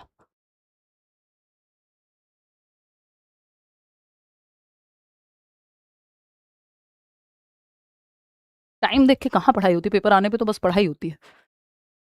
चलिए देखिए, तो जिस समय हो जाए शुरू उस समय अच्छा है। देखिए क्वेश्चन नंबर 11 है, when a primary school mathematics teacher guides students to observe multiple concrete examples of triangle, measures their angles and then formulate the general rule that the sum of all interior angles of a triangle is 180 degree, the teacher is utilizing the dash method of teaching। यानी जब एक प्राथमिक विद्यालय का गणित शिक्षक छात्रों को यानी गणित शिक्षक है प्राथमिक विद्यालय का 1st to 5th क्लास का, छात्रों को त्रिकोण के कई ठोस उदाहरणों का या मूर्त उदाहरणों का निरीक्षण करने के लिए कहता है, उनको उनके कोणों को मापने और फिर सामान्य नियम बनाने के लिए मार्गदर्शन करता है। एक एक शीट दे देता है पेपर की कि जहां पे वो राइट एंगल ट्राइंगल को ऑब्जर्व कर सकें या एंगल समझ सकें अलग अलग ट्राइंगल के, और फिर बाद में बताता है कि एक त्रिकोण के सभी आंतरिक कोणों का योग जो है वो 180 डिग्री होता है। तो शिक्षक शिक्षण की कौन सी विधि का उपयोग कर रहा है, ये मैथमेटिक्स की पेडागोजी में भी पूछ लिया जाता है। और बहुत ही क्या कहूं इसको, अब कोई और वर्ड समझ नहीं आ रहा तो कह सकते हैं किस्मत खराब हो आपकी, तो पूछ सकता है सीडीपी में भी। जनरली वैसे नहीं पूछता है ना, किस्मत से मेरा मतलब है प्रोबेबिलिटी की बात है यहाँ पे, कि संभावना हुई तो बहुत ही कम संभावना है जिसकी, है ना। इंडक्टिव डिडक्टिव अगर मेथड पूछने लग जाए तो मैथ्स पेडागोजी में तो सीटेट में पूछ लेता है। बिल्कुल आपने सही जवाब दिया 54% लोगों ने, ये इंडक्टिव लॉजिक है, आगमनात्मक विधि है ये। इंडक्टिव और डिडक्टिव दो मेथड है, सॉक्रेटिक मेथड कहते हैं इनको, नहीं सॉक्रेटिक मेथड तो डायलॉग है, क्वेश्चन आंसर एरिस्टोटल ने दिया था इनको, अरस्तु ने। इंडक्टिव और डिडक्टिव रीजनिंग के नाम से आए थे, बाद में हम टीचिंग में मेथड में यूज कर लेते हैं इसको। एनालिटिक और सिंथेटिक नहीं है ये, रोट एल्गोरिथमिक नहीं है, देखिए क्योंकि रट नहीं रहे हो आप। डिडक्टिव तब होता जब पहले रूल बता दिया होता कि भाई इंटीरियर एंगल्स का जो सम होता है वो 180 डिग्री होता है, तो डेफिनेशन पहले बता दी होती, परिभाषा या नियम पहले बता दिया होता, बाद में उदाहरण दिए होते, तो ये हो जाता डिडक्टिव। क्योंकि आप डिडक्टिव में रूल टू एग्जाम्पल आते हो, बाद में एग्जाम्पल दिया जाता है ना, लेकिन यहाँ पे पहले एग्जाम्पल से समझने को कहा है, ऑब्जर्व करने को कहा है, और बाद में डेफिनेशन बताई है। जैसे संज्ञा की परिभाषा बाद में बताई, पहले बता दिया कि जितने भी नाम आपके दिमाग में आ रहे हैं लिखो, और फिर बताया किसी वस्तु व्यक्ति या स्थान के नाम को संज्ञा कहते हैं, डेफिनेशन परिभाषा बाद में बताई। तो जब परिभाषा बाद में बताई है इसका मतलब इंडक्टिव है, एग्जाम्पल से नियम की ओर गए हो।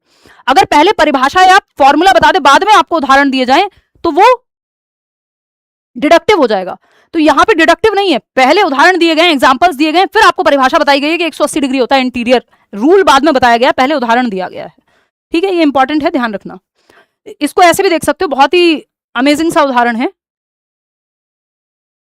कि भाई हरी पत्तियां देखी आपने, बहुत सारी पत्तियों को ऑब्जर्व किया, 5-10 पत्तियां दिखाई टीचर ने, फिर पैटर्न आइडेंटिफाई करने को कहा, और बहुत सारे प्लांट्स देखने को कहा आपको, आपने ऑब्जर्व किया अपने आसपास, फिर एक फॉर्म करने को कहा, एक जनरल रूल, एक सामान्य नियम बताओ। तो बच्चों ने सोचा यार सारे प्लांट्स में क्या समानता थी, तो बच्चों ने बताया हरे रंग की होती हैं पत्तियां, जो है सारे पौधों की पत्तियां हरे रंग की होती हैं, आमतौर पे हरे रंग की होती हैं, कोई सूख गई बात अलग है, वो एक अलग कहानी है।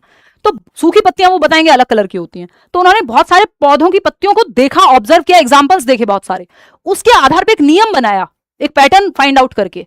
बच्चे यहाँ पे ज्यादा एक्सप्लोर करते हैं, छोटे बच्चों के लिए, बहुत छोटे भी नहीं, लेकिन ज्यादा बेहतर होता है कि इंडक्टिव मेथड का हम इस्तेमाल करें। डिडक्टिव मेथड थोड़े बड़े बच्चों पे ज्यादा लागू होता है, या फिर हम कह सकते हैं कि समय बचाना हो तब। मैथ्स में, ग्रामर में आप जनरली डिडक्टिव मेथड का इस्तेमाल करते हो कि सीधा नियम बता दो, बाद में उदाहरण दो, ठीक है ना।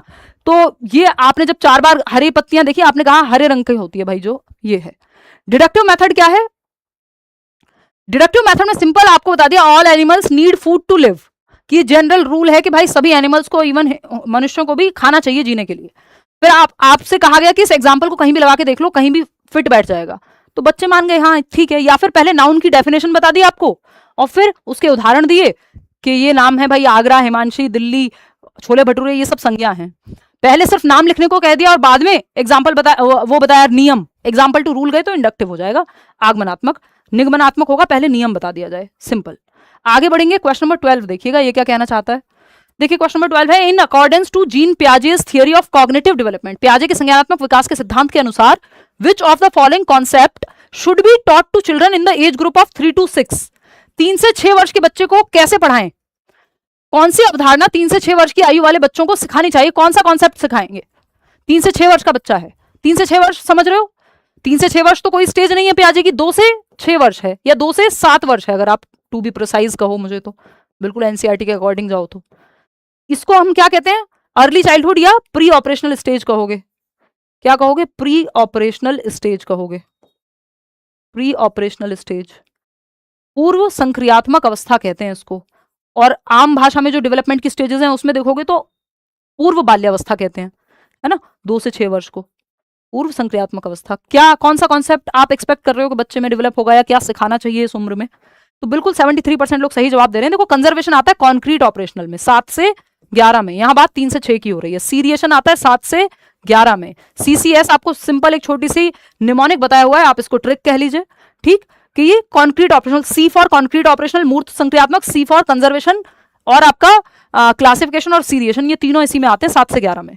तो ये तो हट गया। लॉजिकल एप्लीकेशन, लॉजिक तो आएगा ही सबसे पहले कॉन्क्रीट में 7 से 11 में। एक ही ऑप्शन बचता है, सिंबॉलिक रिप्रेजेंटेशन, सिंबल्स के माध्यम से सीखने की क्षमता, सांकेतिक निरूपण, ये 3 से 6 वर्ष में आ जाएगा कि बच्चा जो है शक्तिमान या हैरी पॉटर की झाड़ू लगा करके और वो उड़ने की कोशिश कर रहा है, उसको सिंबल की तरह मान रहा है, या भाषा के माध्यम से सीख रहा है, भाषा भी सिंबल ही है, कि वो A for apple, B for ball वगैरह भी जानता है।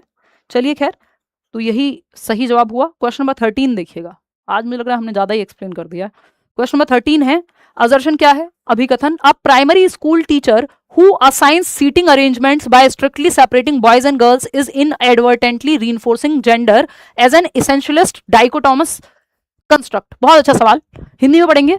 एक प्राथमिक विद्यालय का शिक्षक जो लड़कों और लड़कियों को कड़ाई से अलग बैठाने की व्यवस्था करता है, वह अनजाने में लिंग को एक अनिवार्य द्विभाजित रचना के रूप में सुदृढ़ करता है। बहुत ही प्यारा सवाल। धीरे धीरे सवाल मुश्किल ही हुए हैं आज के सेशन में, यही है पैटर्न। देखो फटाफट, 43% लोग थर्ड ऑप्शन कह रहे हैं। देखते हैं, देखो यहां पे ये कहा है इन्होंने कि एक प्राइमरी क्लास का टीचर है और जो बिना कुछ सोचे या कुछ कोई अलग कोई टास्क बेस्ड नहीं है कि किसी काम में स्पेशल नीड हो लड़के और लड़कियों की अलग होने की, बस ऐसे ही है वो अलग अलग बिठाता है कि लड़कियों की पंक्ति अलग है, सीटिंग जो अरेंजमेंट है और लड़कों की अलग है। ये आपने भी देखा होगा, आपके स्कूल में भी अगर कोएड स्कूल रहा होगा तो हुआ होगा ऐसा। हमारे स्कूल में भी होता था, यहाँ दिल्ली जब मैं आई तो कोएड था स्कूल, है ना, तो हमारे यहाँ भी होता था, कॉलेज में नहीं होता था ऑफकोर्स ऐसा।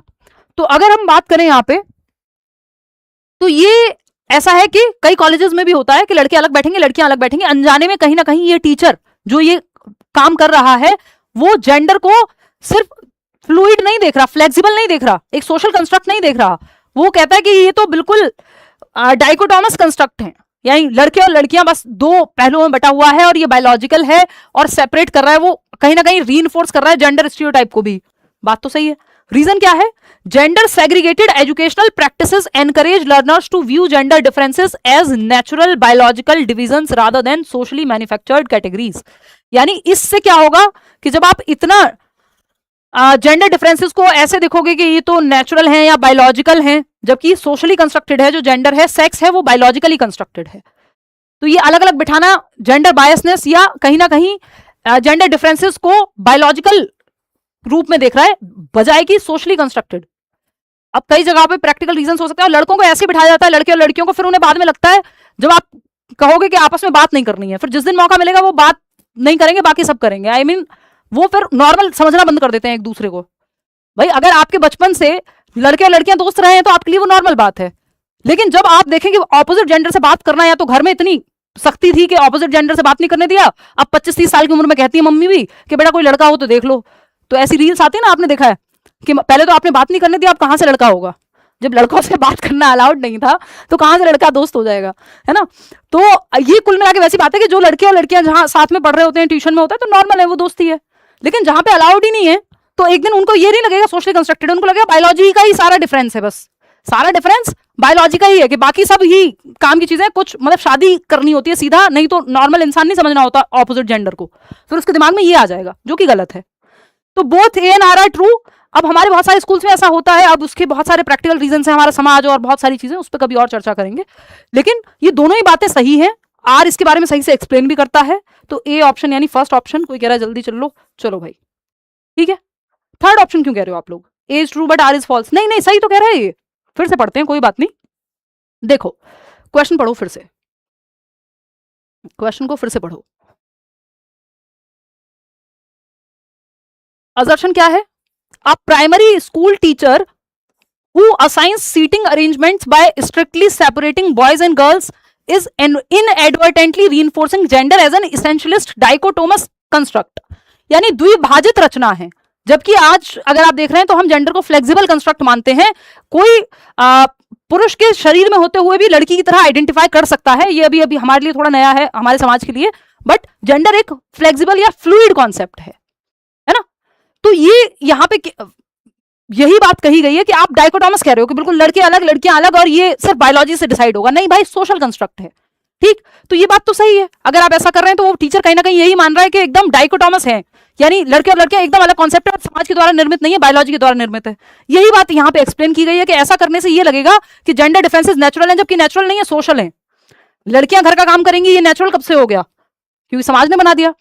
लड़के भी तो बराबर काम कर सकते हैं। वो झाड़ू थोड़ी पूछती है लड़की ने पकड़ी है कि लड़के ने, समझ रहे हो? तो ये बायोलॉजिकल डिवीजन नहीं है। बायोलॉजिकल होता सेक्स अगर लिखा होता तो। ये तो जेंडर तो समाज के द्वारा निर्मित संरचना है जिसका फायदा सब उठाते हैं। लड़के और लड़कियां या हस्बैंड और वाइफ बराबर कमा रहे हैं, फिर भी घर का काम वाइफ ही करते हुए नजर आएगी। हस्बैंड की जो भागीदारिता है वो शायद 25% भी नहीं होगी। जिन हस्बैंड्स की 25% भागीदारिता होगी उनको भी समाज ये कहेगा, अरे भाई ये तो जोरू का गुलाम है, देखो। और वो बीवी भी कहेगी कि मेरे हस्बैंड तो इतना हेल्प करते हैं घर में जिसकी हद नहीं है। जबकि दोनों बराबर कमाते हैं और ये आदमी 25% काम करता है, आधा भी नहीं करता जितना वाइफ करती है, 50% ही करता होगा। जबकि बराबर कर सकते हैं या फिर इक्वल हेल्प हो सकती है। अब कई लोग इसमें नई नई बातें लेके आएंगे, इस पर बहुत लंबी चर्चा नहीं करेंगे, नहीं तो बहुत आगे बढ़ जाएगा। ये थोड़ा इवॉल्व टॉपिक है, कभी और बात करेंगे। लेकिन ये किस लिए हो पा रहा है? क्योंकि समाज की प्रॉब्लम है। जिसको बेनिफिट मिल गया है तो वो भी सोच रहा है मैं क्यों घर के काम करूं, जब समाज कहता ही हुआ आ रहा है कि तुम्हें ही करने घर के काम, तो है ना। और बच्चा तो तुम्हारा ही है, सिर्फ तुम ही पालो तो अच्छा है। ये सार्केज्म में कह रही हूँ, सच मत समझ लेना। देखो एक बार क्वेश्चन नंबर 14 देखेंगे। विच of the following statements is not correct about learning? तो यहाँ जो लोग पढ़ रहे हैं वो अपने जीवन में एटलीस्ट परिवर्तन लाने की कोशिश करें, चाहे वो लड़का हो या लड़की हो, है ना। कि जब आप जीवन जी रहे होंगे तो ये जेंडर जो है सामाजिक संरचना ही होगा, आपके लिए बायोलॉजिकल नहीं बन जाएगा कि ये काम पे लिखा हुआ है ना। चलो खैर, क्वेश्चन 14 करो फटाफट।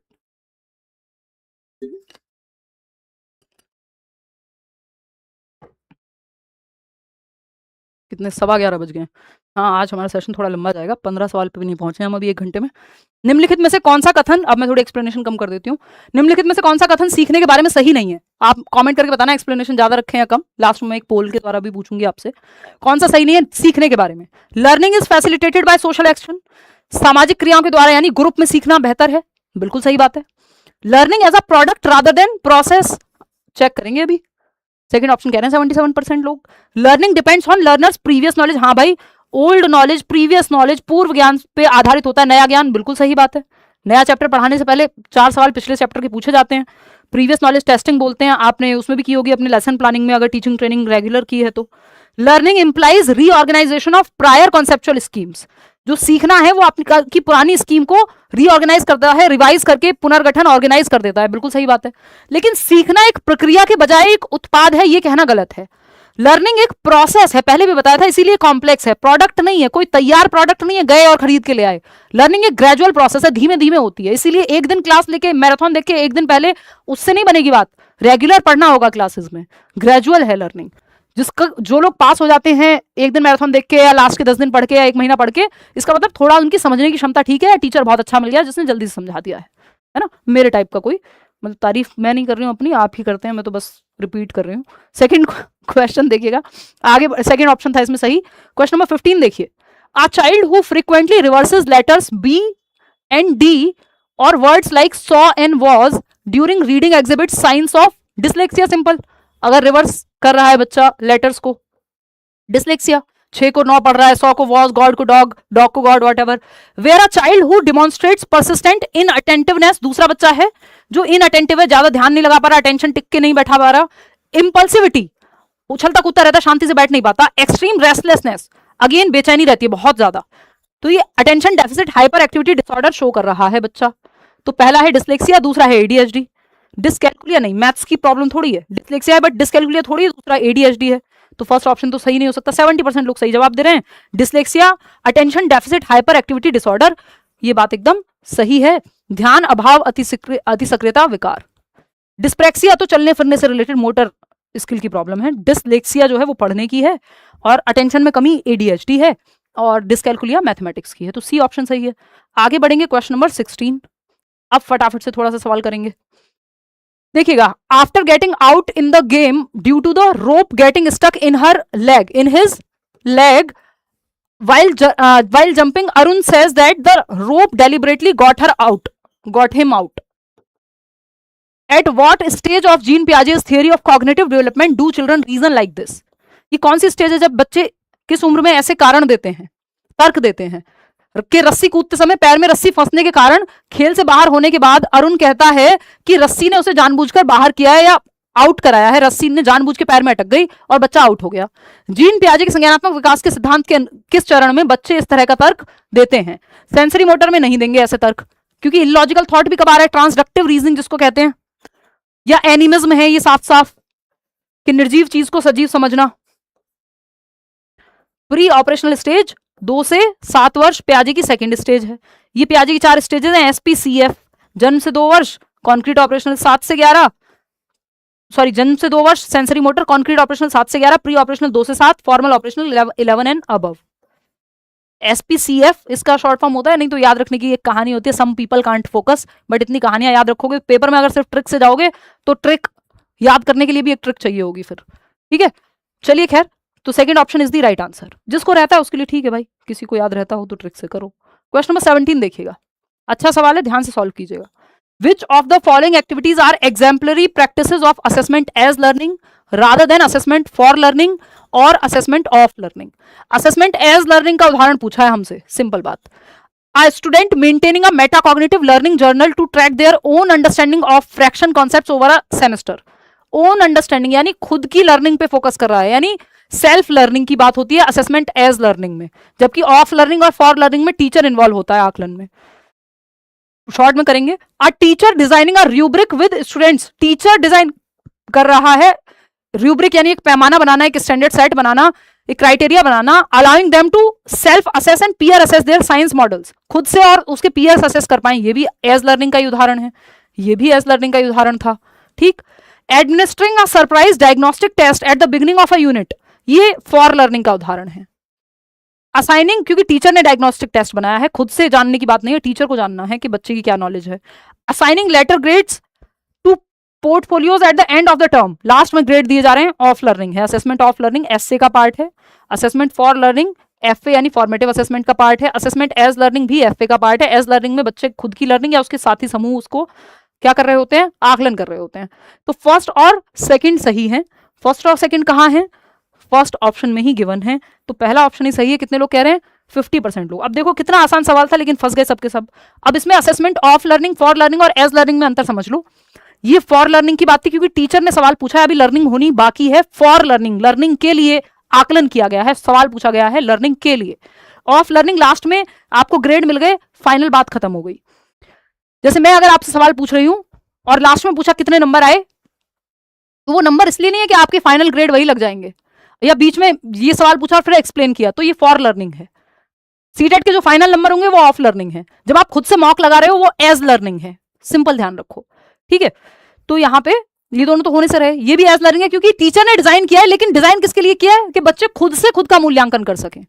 तो ये भी ध्यान रखना है, बेशक टीचर नहीं होता एज लर्निंग में, लेकिन ऐसे ही रट्टे नहीं लगाने कि कीवर्ड याद रख लिया कि टीचर नहीं होगा। वो कीवर्ड तो सही है बट क्वेश्चन ने पूछा क्या ये तो देख लो सरकार, ठीक है ना बात। तो फर्स्ट और सेकंड सही हो गया, सिंपल बात। आगे बढ़ेंगे, क्वेश्चन नंबर इसका थोड़ा सा एक्सप्लेनेशन अगर आप देखना चाहो, असेसमेंट ऑफ लर्निंग यानी योगात्मक मूल्यांकन कहते हैं इसको। सीखने का आकलन कब होगा, बाद में, आफ्टर द लर्निंग होगा ये, है ना। ऑफ लर्निंग जो है समेटिव असेसमेंट में आता है। For learning during teaching learning process, teacher जांचने के लिए, टीचर इंप्रूव करेगा लर्निंग या डायग्नोस करने के लिए कि क्या इशू है, तो फॉर लर्निंग का इस्तेमाल होगा। और बच्चा खुद से खुद का आकलन कर रहा है, सेल्फ या उसका दोस्त कोई आकलन कर रहा है उसका, तो वो एज लर्निंग है। जब लर्निंग के साथ साथ जब आप स्वयं खुद से टेस्ट लगा रहे हैं, खुद से पूछ रहे हैं कुछ, तो वो एज लर्निंग है। चलिए खैर क्वेश्चन नंबर 18 पे आते हैं। धीरे धीरे क्वेश्चंस की जो डिफिकल्टी है वो बढ़ाई है, तो शुरू के 4 क्वेश्चन देख के ये मत सोचना कि नहीं नहीं आसानी है क्वेश्चन। अब पता लग रहा होगा जो लोग टिके हुए हैं अभी तक। You speak English very well madam, I like it very much. भाई हिंदी में बात कर रही हूँ, इंग्लिश में पढ़ रही हूँ, बस बाइलिंगुअल चल रहे हैं हम लोग। 10वीं तक की पढ़ाई हिंदी मीडियम में हुई है, घोर हिंदी मीडियम में। साइंस भी विज्ञान पढ़ती थी, थोड़ा सा एफर्ट किया है।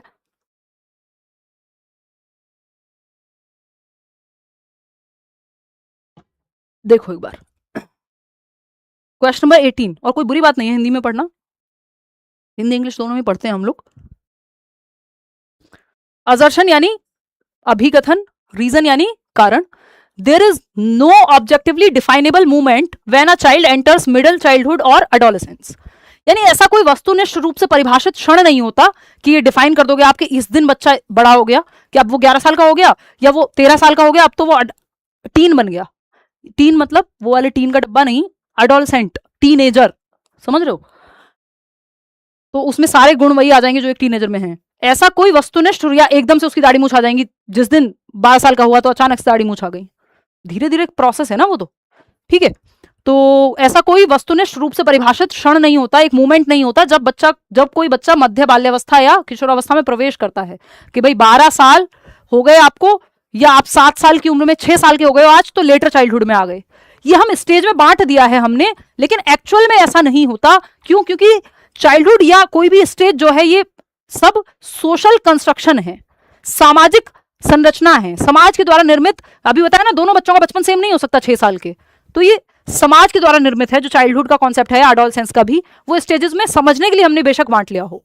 Development is continuous in nature, ये बात भी इसका सही एक्सप्लेनेशन है कि कॉन्टिन्यूअस है, ऐसा नहीं है कि जो डिसकॉन्टिन्यूअस मानते हैं पियाजे कोहलबर्ग टाइप के लोग, जिन्होंने 4 स्टेजेस दी हुई है कि जन्म से 2 में इतना, फिर 2 से 6 में इतना, और फिर 6 से 12 में इतना, तो ये कहेंगे कि डिसकॉन्टिन्यूअस है। या एक जन्म से 2 वर्ष होते ही ये कहेंगे आप दूसरी स्टेज में आ गया, प्री ऑपरेशन में आ गया, 2 वर्ष का हो गया तो। लेकिन वाइगॉत्स्की कहेंगे कॉन्टिन्यूअस है, और ये बात भी इसी के बारे में कि विकास तो सतत है, निरंतर चलता रहता है। कोई एक दिन नहीं है जिस दिन वो दूसरी स्टेज में अचानक से पहुंच गया और सब बदल जाएगा, ठीक है। ये सामाजिक संरचना है। तो both A and R are true and R is the correct explanation, बिल्कुल सही बात है। क्या गलत है इसमें? कुछ भी गलत नहीं है। 80% लोग सही जवाब भी दे रहे हैं, वेरी गुड। मुझे उम्मीद कम थी, मुझे लगा था आप गलती करोगे इसमें। डेवलपमेंट डिसकॉन्टिन्यूअस अगर पूछा होता तब ये बात सही हो जाती कि एक डिफाइनेबल मूवमेंट होता है जब बच्चा नेक्स्ट स्टेज में पहुंच जाता है, तो इसका एक्सप्लेनेशन होगा डेवलपमेंट इज डिसकॉन्टिन्यूअस, यानी अनिरंतर है विकास। ये जो स्टेजेस आप देख रहे हैं ये डिसकॉन्टिन्यूअस को दर्शा रहा है कि स्टेजेस में टूट के चलता है। इसका मतलब ये नहीं कि विकास होगा नहीं, हमेशा चलेगा जीवन पर्यंत, लेकिन अनिरंतर है, यानी स्टेजेस में डिवाइड होकर के चल रहा है। जैसे कि आप देख रहे हैं कि भाई ये प्री नेटल स्टेज है, ये स्कूल एज आ गई, अब ये एडोलसेंट आ गई, बुढ़ापा आ गया, तो ये पियाजे भी कह रहे हैं ना स्टेजेस में टूट के चलता है। कोहलबर्ग जो भी स्टेजेस देता है वो कहता है विकास क्या है, डिसकॉन्टिन्यूअस है। वहीं वाइगॉत्स्की ये नहीं कहेंगे क्योंकि उन्होंने स्टेजेस नहीं बांटी डेवलपमेंट की, भाषा की 3 स्टेजेस दी हैं, दैट इज डिफरेंट। इतनी बात क्लियर है? चलिए खैर आगे बढ़ते हैं। क्वेश्चन नंबर 19 देखिएगा, क्या कहता है क्वेश्चन नंबर 19। असर्शन है in Lawrence Kohlberg's theory of moral development, individuals at the post conventional stage prioritise universal ethical principles over concrete social laws even if it leads to legal non compliance, यानी legally हो सकता है वो आपकी बात ना मान रहे हो, लेकिन पोस्ट कन्वेंशनल लेवल के, उत्तर पारंपरिक स्तर पे जब व्यक्ति होता है, जो हाईएस्ट लेवल है, और इसमें वो अपने पर्सनल एथिक्स कि अगर अन्याय हो रहा है तो वो जेंजी की तरह कहां सड़कों पे उतर जाएगा। क्यों? ये नियम नहीं है कि आप वहां के नियम हो सकता है कई वायलेट हो रहे हो, बट क्योंकि नियम समाज के लिए बने हैं और उनको बदला जा सकता है अगर वो ज्यादा लोगों की भलाई नहीं कर रहे। डेमोक्रेटिक राइट है कि इस्तीफा मांगा जा सकता है। ये किसी पार्टी के बारे में नहीं, कोई भी पार्टी होती है और ये हो रहा होता तो ये किया जा सकता था। ये लोकतंत्र है ना। और ये जब बड़ी संख्या में लोग आ रहे हैं तो 5th स्टेज है। कोई एक व्यक्ति भी खड़ा हो जाए तो वो 6th स्टेज पे है। और लेवल दोनों का 3 ही है, पोस्ट कन्वेंशनल।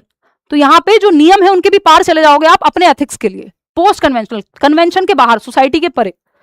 रीजन क्या है इसका? Post conventional moral reasoning is defined by an absolute rigid obedience to societal rules and institutional authority to maintain law and order.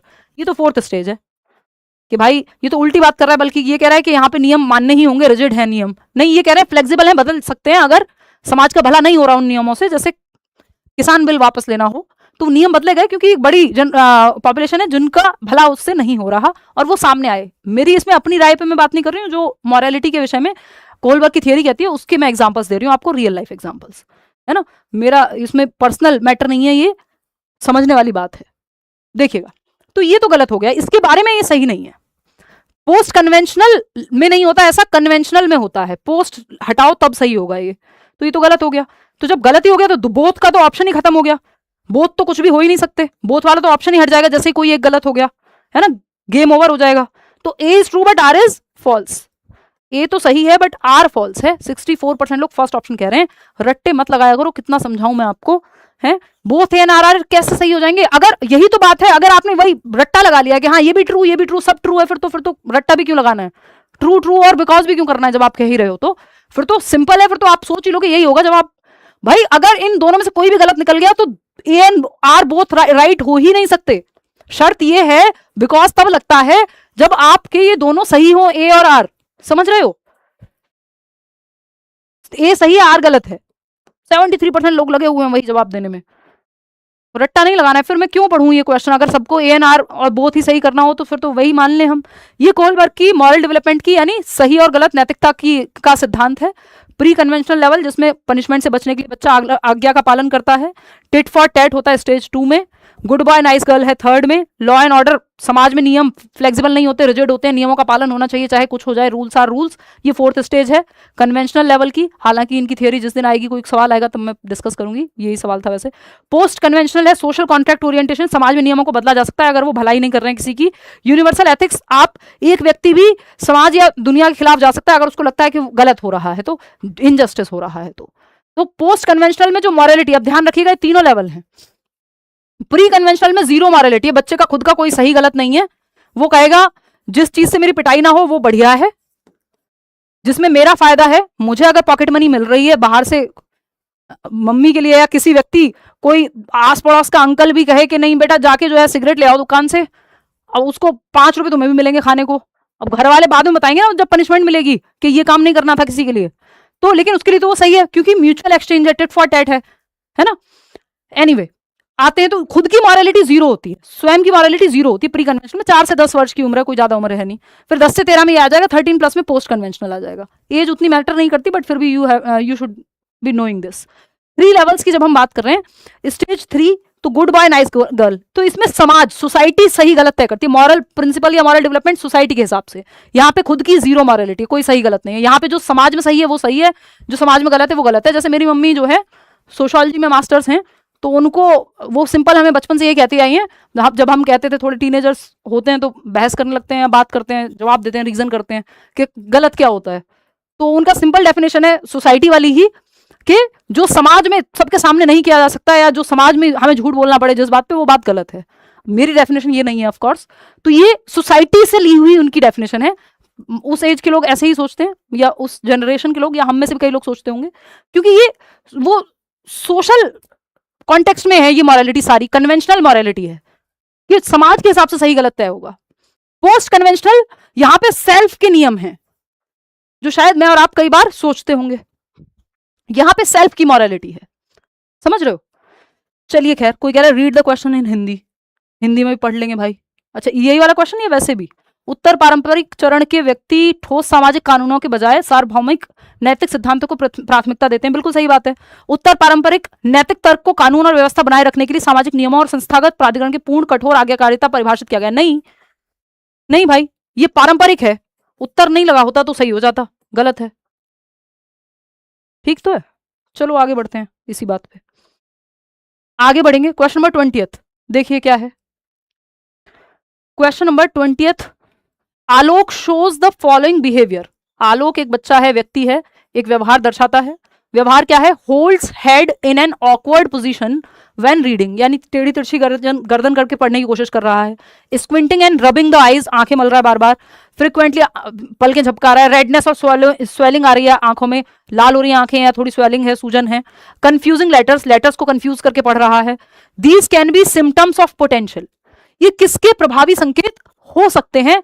बताइए कवि क्या कहना चाहता है। आलोक एक बच्चा है, आलोक एक बच्चा है, आलोक ही होगा ये, कि निम्नलिखित व्यवहार में कौन सी स्वास्थ्य समस्या के लक्षण नजर आ रहे हैं। एज अ टीचर आपको ये सब भी तो देखना है ना, कि बच्चा असहज स्थिति में उल्टा टेढ़ा करके कभी बार बार खड़े हो रहा है, पीछे से बोर्ड पे देख रहा है, ज्यादा किताब पास लाने की कोशिश कर रहा है, स्वेलिंग है, आंखें रेड हो रही हैं, ध्यान नहीं लगा पा रहा, बार बार पलकें झपका रहा है। तो ये सब विजुअल इंपेयरमेंट की दिक्कत, इंपेयरमेंट भी मत कहिए, विजुअल प्रॉब्लम हो सकती है कि आप उसको आई टेस्ट कराने के लिए कहेंगे, या फिर पेरेंट्स से बात करेंगे, अगर चश्मा लगना है या कोई और दिक्कत है तो वो पता लगेंगे। सीधा सीधा ये नहीं कह देना है ऐसी स्थिति में कि ये तो डिसलेक्सिया हो रहा है जी बच्चे को, बाकी सिम्टम्स भी हैं। डिसलेक्सिया में तो वो रिवर्स पढ़ता है, या फिर 6 को 9 पढ़ लेगा, बी को डी पढ़ लेगा, डिफिकल्टी वहां भी है पढ़ने में, लेकिन इसमें बाकी सिम्टम्स को देखें अगर, वो तो अच्छा है कि यहाँ पे डिसलेक्सिया लिखा नहीं है, नहीं तो आप में से कई लोग डिसलेक्सिया कह देते। विजुअल प्रॉब्लम्स, दृष्टि संबंधी समस्याएं, कम्युनिकेशन का डिसऑर्डर नहीं है ये, लैंग्वेज कॉम्प्रिहेंशन प्रॉब्लम नहीं है कि भाषा को समझ नहीं पा रहा, वो आंखों से रिलेटेड समस्या हमें साफ साफ दिख रही है। ऑटिस्टिक स्पेक्ट्रम डिसऑर्डर नहीं है, ऑटिज्म में बार बार रिपीट करता है सेम चीज को, सेम बात को बच्चा। और भी कई सारी चीजें होती हैं, वो जब सवाल आएगा तब डिस्कस करेंगे। क्वेश्चन नंबर 21 देखिएगा, 9 सवाल और हैं, आज हमने बहुत डिटेल में डिस्कशन किया है। आप मुझे बताइएगा क्लास के बाद कि ऐसे ही रखें या थोड़ा कम कर दें।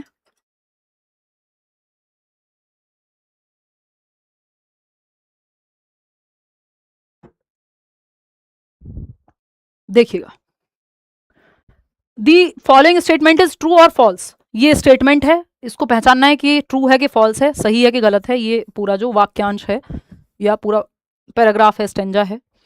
इन modern educational psychology, cognition and emotions are considered completely isolated, यानी संज्ञान और संवेग जो हैं उनको अलग अलग मानते हैं हम मॉडर्न डे में। Independent domains where a child's emotional state, emotional state क्या है? इंटेंस टेस्ट एंग्जाइटी, बच्चे को पेपर से पहले एंग्जाइटी हो रही है, ये उसका इमोशंस है कि एंग्शियस फील कर रहा है वो। Has absolutely no bidirectional influence, कि इसका प्रभाव पेपर पे नहीं पड़ेगा। On cognitive process like memory, retrieval and attention span. Cognitive process है ना, ये याद करना दिमाग का वाला काम है, फील करना दिल का काम है। दिल और दिमाग एक दूसरे को प्रभावित नहीं करते, करते हैं। गलत कह रहे हैं, ये सवाल में गलत कहा गया है कि मॉडर्न डे में या आधुनिक शैक्षिक मनोविज्ञान ये थोड़ी कहता है कि ये दोनों अलग हैं। संज्ञान और संवेग पूरी तरह से अलग नहीं है, इंडिपेंडेंट एक ही केस में जब एक व्यक्ति का नाम आए कि जेजोंग के अनुसार, तो जेजोंग के अनुसार तो ये अलग हैं, अदरवाइज किसी और के अनुसार ये, या ओवरऑल साइकोलॉजी में अगर आप देखोगे तो ये इंटर रिलेटेड हैं, बाई डायरेक्शनल हैं, इंटरट्वाइंड हैं, एक दूसरे से संबंधित हैं। अगर आप जरूरत से ज्यादा फियर फील कर गए या एंग्जाइटी फील कर गए तो हो सकता है जो आपको आता हो वो भी गलत कर दो आप पेपर में। होता है ऐसा कई बार जिनको एग्जाम एंग्जाइटी होती है, मुझे खुद थी, मुझे पता है। तो जब इमोशन अगर हाई हो गया बहुत ज्यादा, जरूरत से ज्यादा, अगर एक्साइटमेंट का इमोशन है, पॉजिटिव इमोशन फील कर रहे हो कि हाँ पेपर है, एक्साइटमेंट है, चलो काम खत्म होगा, आज तक जो तैयारी की थी या तो आता होगा या तो नहीं आता होगा, ये सब पॉजिटिव बातें हैं। अगर पॉजिटिव इमोशन फील कर रहे हो तो पॉजिटिवली पेपर करोगे। अगर बहुत ज्यादा एंग्जाइटी या फियर कर रहे हो तो जितना आता है मेमोरी भी आपकी काम नहीं करेगी, रिट्रीव भी नहीं कर पाओगे, इन्फॉर्मेशन जो याद होगा वो ध्यान भी नहीं लगा पाओगे, टाइम पे पढ़ भी नहीं पाओगे, ज्यादा टाइम लगाओगे पेपर में। तो ये बात तो फॉल्स है कि भाई इन दोनों कोई आपस में रिश्ता नहीं है। ये रिश्ता बिल्कुल आपस में जुड़ा हुआ है। ऐसा नहीं है कि रिश्ता कुछ नहीं कहलाता, कहलाता है, असत्य कहलाता है ये रिश्ता, ठीक है ना। ये गलत है। सिर्फ जेजोंग नाम लिखा हुआ व्यक्ति का उन्होंने कहा है कि इंडिपेंडेंट है, बाकी नॉर्मली हम मानते हैं इंटरट्वाइंड है। कॉग्निशन और इमोशन, सी और ई जो है यहाँ पे, चलो इसी सवाल पे आपको बता देती हूँ। कॉग्निशन और इमोशन जो है वो इंटर रिलेटेड हैं, एक दूसरे को प्रभावित करते हैं। आपके इमोशंस कॉग्निशन को, कॉग्निशन इमोशन को, है ना। ठीक है जी, चलिए खैर आ जाइए। 22वां सवाल क्या कहता है? विच of the following process is essential in meaning making of the information received from environment and store it further in memory. यानी निम्नलिखित में से कौन सी प्रक्रिया वातावरण से प्राप्त जानकारी, यानी एनवायरमेंट से जो भी आपको मिला, कोई मूवी देखी, कुछ सुना, किसी से कुछ पढ़ा, वो जो जानकारी प्राप्त हुई आपको, उसके अर्थ निर्माण यानी उसको समझ पाना और इसे स्मृति में आगे संग्रहित कर पाना, यानी मेमोरी में ऐड कर पाना। समझ के मेमोरी में ऐड कर पाने की प्रक्रिया को क्या कहोगे, ये बताओ फटाफट। सेकंड ऑप्शन कह रहे हैं 61% लोग। विच of the following process is essential, कह रहे हैं कि महत्वपूर्ण है जिसके बिना ये काम नहीं हो पाएगा कि आप मेमोरी में रिट्रीव कर लो या मेमोरी में ऐड कर लो, सेव कर लो जिसको हम कहेंगे। रिट्रीवल तो तब होगा जब जरूरत पड़ने पे दोबारा आपने किसी का नंबर याद किया और दोबारा जरूरत पड़ रही है तो आप बता रहे हैं ये नंबर है या ये नाम है। जब आपने दूसरी बार उस व्यक्ति को देखा, मैंने राहुल को देखा, राहुल ने बताया इसका नाम राहुल है, फिर मैंने सेव कर लिया मेमोरी में, धारण कर लिया, है ना। धारण करने को भी कुछ कहते हैं, वो वर्ड मुझे याद नहीं आ रहा, एक्वायर कर लिया अगर मैं आम भाषा में कहूं। फिर अगली बार जब मुझे राहुल दिखा तो मैंने कहा हाँ राहुल है, तो रिट्रीव किया मैंने अपनी मेमोरी में। लेकिन ये दोनों काम नहीं हो पाते अगर मैंने ध्यान नहीं दिया होता कि ये राहुल है। ऐसा होता है बहुत बार कि कई बार लोग मिलते हैं और ध्यान नहीं जाता, उनका नाम ध्यान नहीं रहता या शक्ल ध्यान नहीं रहती, उतना अटेंशन शायद उस समय पे नहीं हुआ और वो फॉल्स मतलब वो हो जाता है, रिट्रीवल टू फेल हो जाता है, फेल टू रिट्रीव हो जाता है कि आप रिट्रीव ही नहीं कर पा रहे हो, फेलियर हो जा रहा है। तो अटेंशन जरूरी है, नहीं तो रिट्रीव नहीं कर पाओगे, सेव नहीं कर पाओगे। अगर ध्यान ही नहीं दिया तो सेव नहीं कर पाओगे, अटेंशन जरूरी है। अटेंशन होगा तब आप उसको क्या कर पाओगे, एक्वायर कर पाओगे, और एक्वायर करने के बाद ही होगा कि रिट्रीव कर पाओगे या रिकॉल कर पाओगे जरूरत पड़ने पे, ठीक है ना। तो डिके होता है शयन, यानी कुछ टूट फूट गया, आधी अधूरी चीज याद है, रा याद है, हुल भूल गए, है ना। फॉरगेटिंग तो फॉरगेटिंग है कि पूरा ही भूल गए, शयन में थोड़ा बहुत आप भूल गए या कुछ हिस्सा भूल गए, तो अटेंशन है यहाँ पे। अगर वापस से याद करके बताना होता तो रिट्रीवल हो जाता या रिकॉल हो जाता।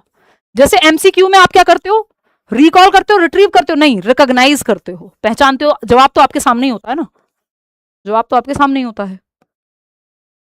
चलो आगे बढ़ते हैं। क्वेश्चन नंबर 23 देखिएगा, ऑड वन आउट सेलेक्ट करना है। स्पीड अब थोड़ी सी बढ़ाएंगे, ऐसा ही मैं कह रही हूँ बहुत देर से, बट मजा इतना आ रहा है क्वेश्चन डिस्कस करने में। कमेंट्स देखूं, कुछ कमेंट्स लास्ट में ही देखूंगी।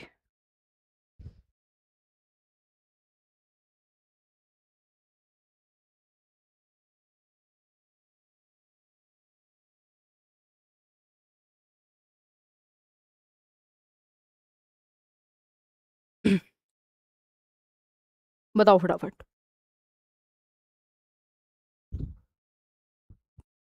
Please donate some money for Assam floods. यार आपको कहने की जरूरत ही नहीं है ये चीज तो। चलो नेक्स्ट क्वेश्चन है, identify the odd one out among the following strategies used specifically for managing and facilitating learning in multi grade multi level classroom. Multi level classroom थोड़ा चाइल्ड सेंटर टाइप का ही होता है कि अलग अलग तरह के बच्चे हैं और अलग अलग लेवल पे पढ़ाया जा रहा है, बहुस्तरीय कक्षा। तो कौन सा जवाब आप लोग दे रहे हैं, फोर्थ ऑप्शन 33% लोग। इसमें आप लोग घबरा रहे हैं, देखते हैं, आपने घबराना नहीं है। Designing student progress through sequentially arranged competencies known as milestones on a learning continuum. नहीं भाई, कि सीखने के साथ आते मील के पत्थर माइलस्टोन होते हैं कि हर एक स्टेज में क्या क्या अचीव करना है उसको लेकर के, उसके बारे में यहाँ कोई बात नहीं हुई है। Structuring peer tutoring where older competent students support younger peers in a heterogeneous group, ये भी कोई बात नहीं हो रही है। ये मल्टी लेवल का मतलब ये नहीं होता है टीचर अलग अलग लेवल पे नीड के हिसाब से पढ़ा पाए। Planning simultaneous learning of different subjects across grades using autonomous self learning cards and active learning kits. ऐसा नहीं है कि आप अलग अलग सब्जेक्ट पढ़ा दो उसको मल्टी लेवल की बात हो रही है ना, मल्टी डिसिप्लिन नहीं कह रहे हैं हम। डिलीवरिंग यूनिफॉर्म, ओ अब तो लग रहा है बस यही थोड़ा सही जा रहा है। डिलीवरिंग यूनिफॉर्म, एक सेकेंड उल्टा ही पढ़ दिया है सारा, देखो एक बार दोबारा देखेंगे। डिलीवरिंग यूनिफॉर्म एलिमिनेट करने की आदत हो गई है ना बाय डिफॉल्ट, क्योंकि नोट तो लिखा नहीं होता ज्यादातर क्वेश्चंस में। ये आपको भी नहीं करना है, मैं भी थोड़ी सी थकी हुई हूं तो ये मैं कर दे रही हूँ, ये आप भी करते हैं पेपर में, सबके साथ होता है ये कि कई बार आप भूल जाते हो कि पूछा क्या था।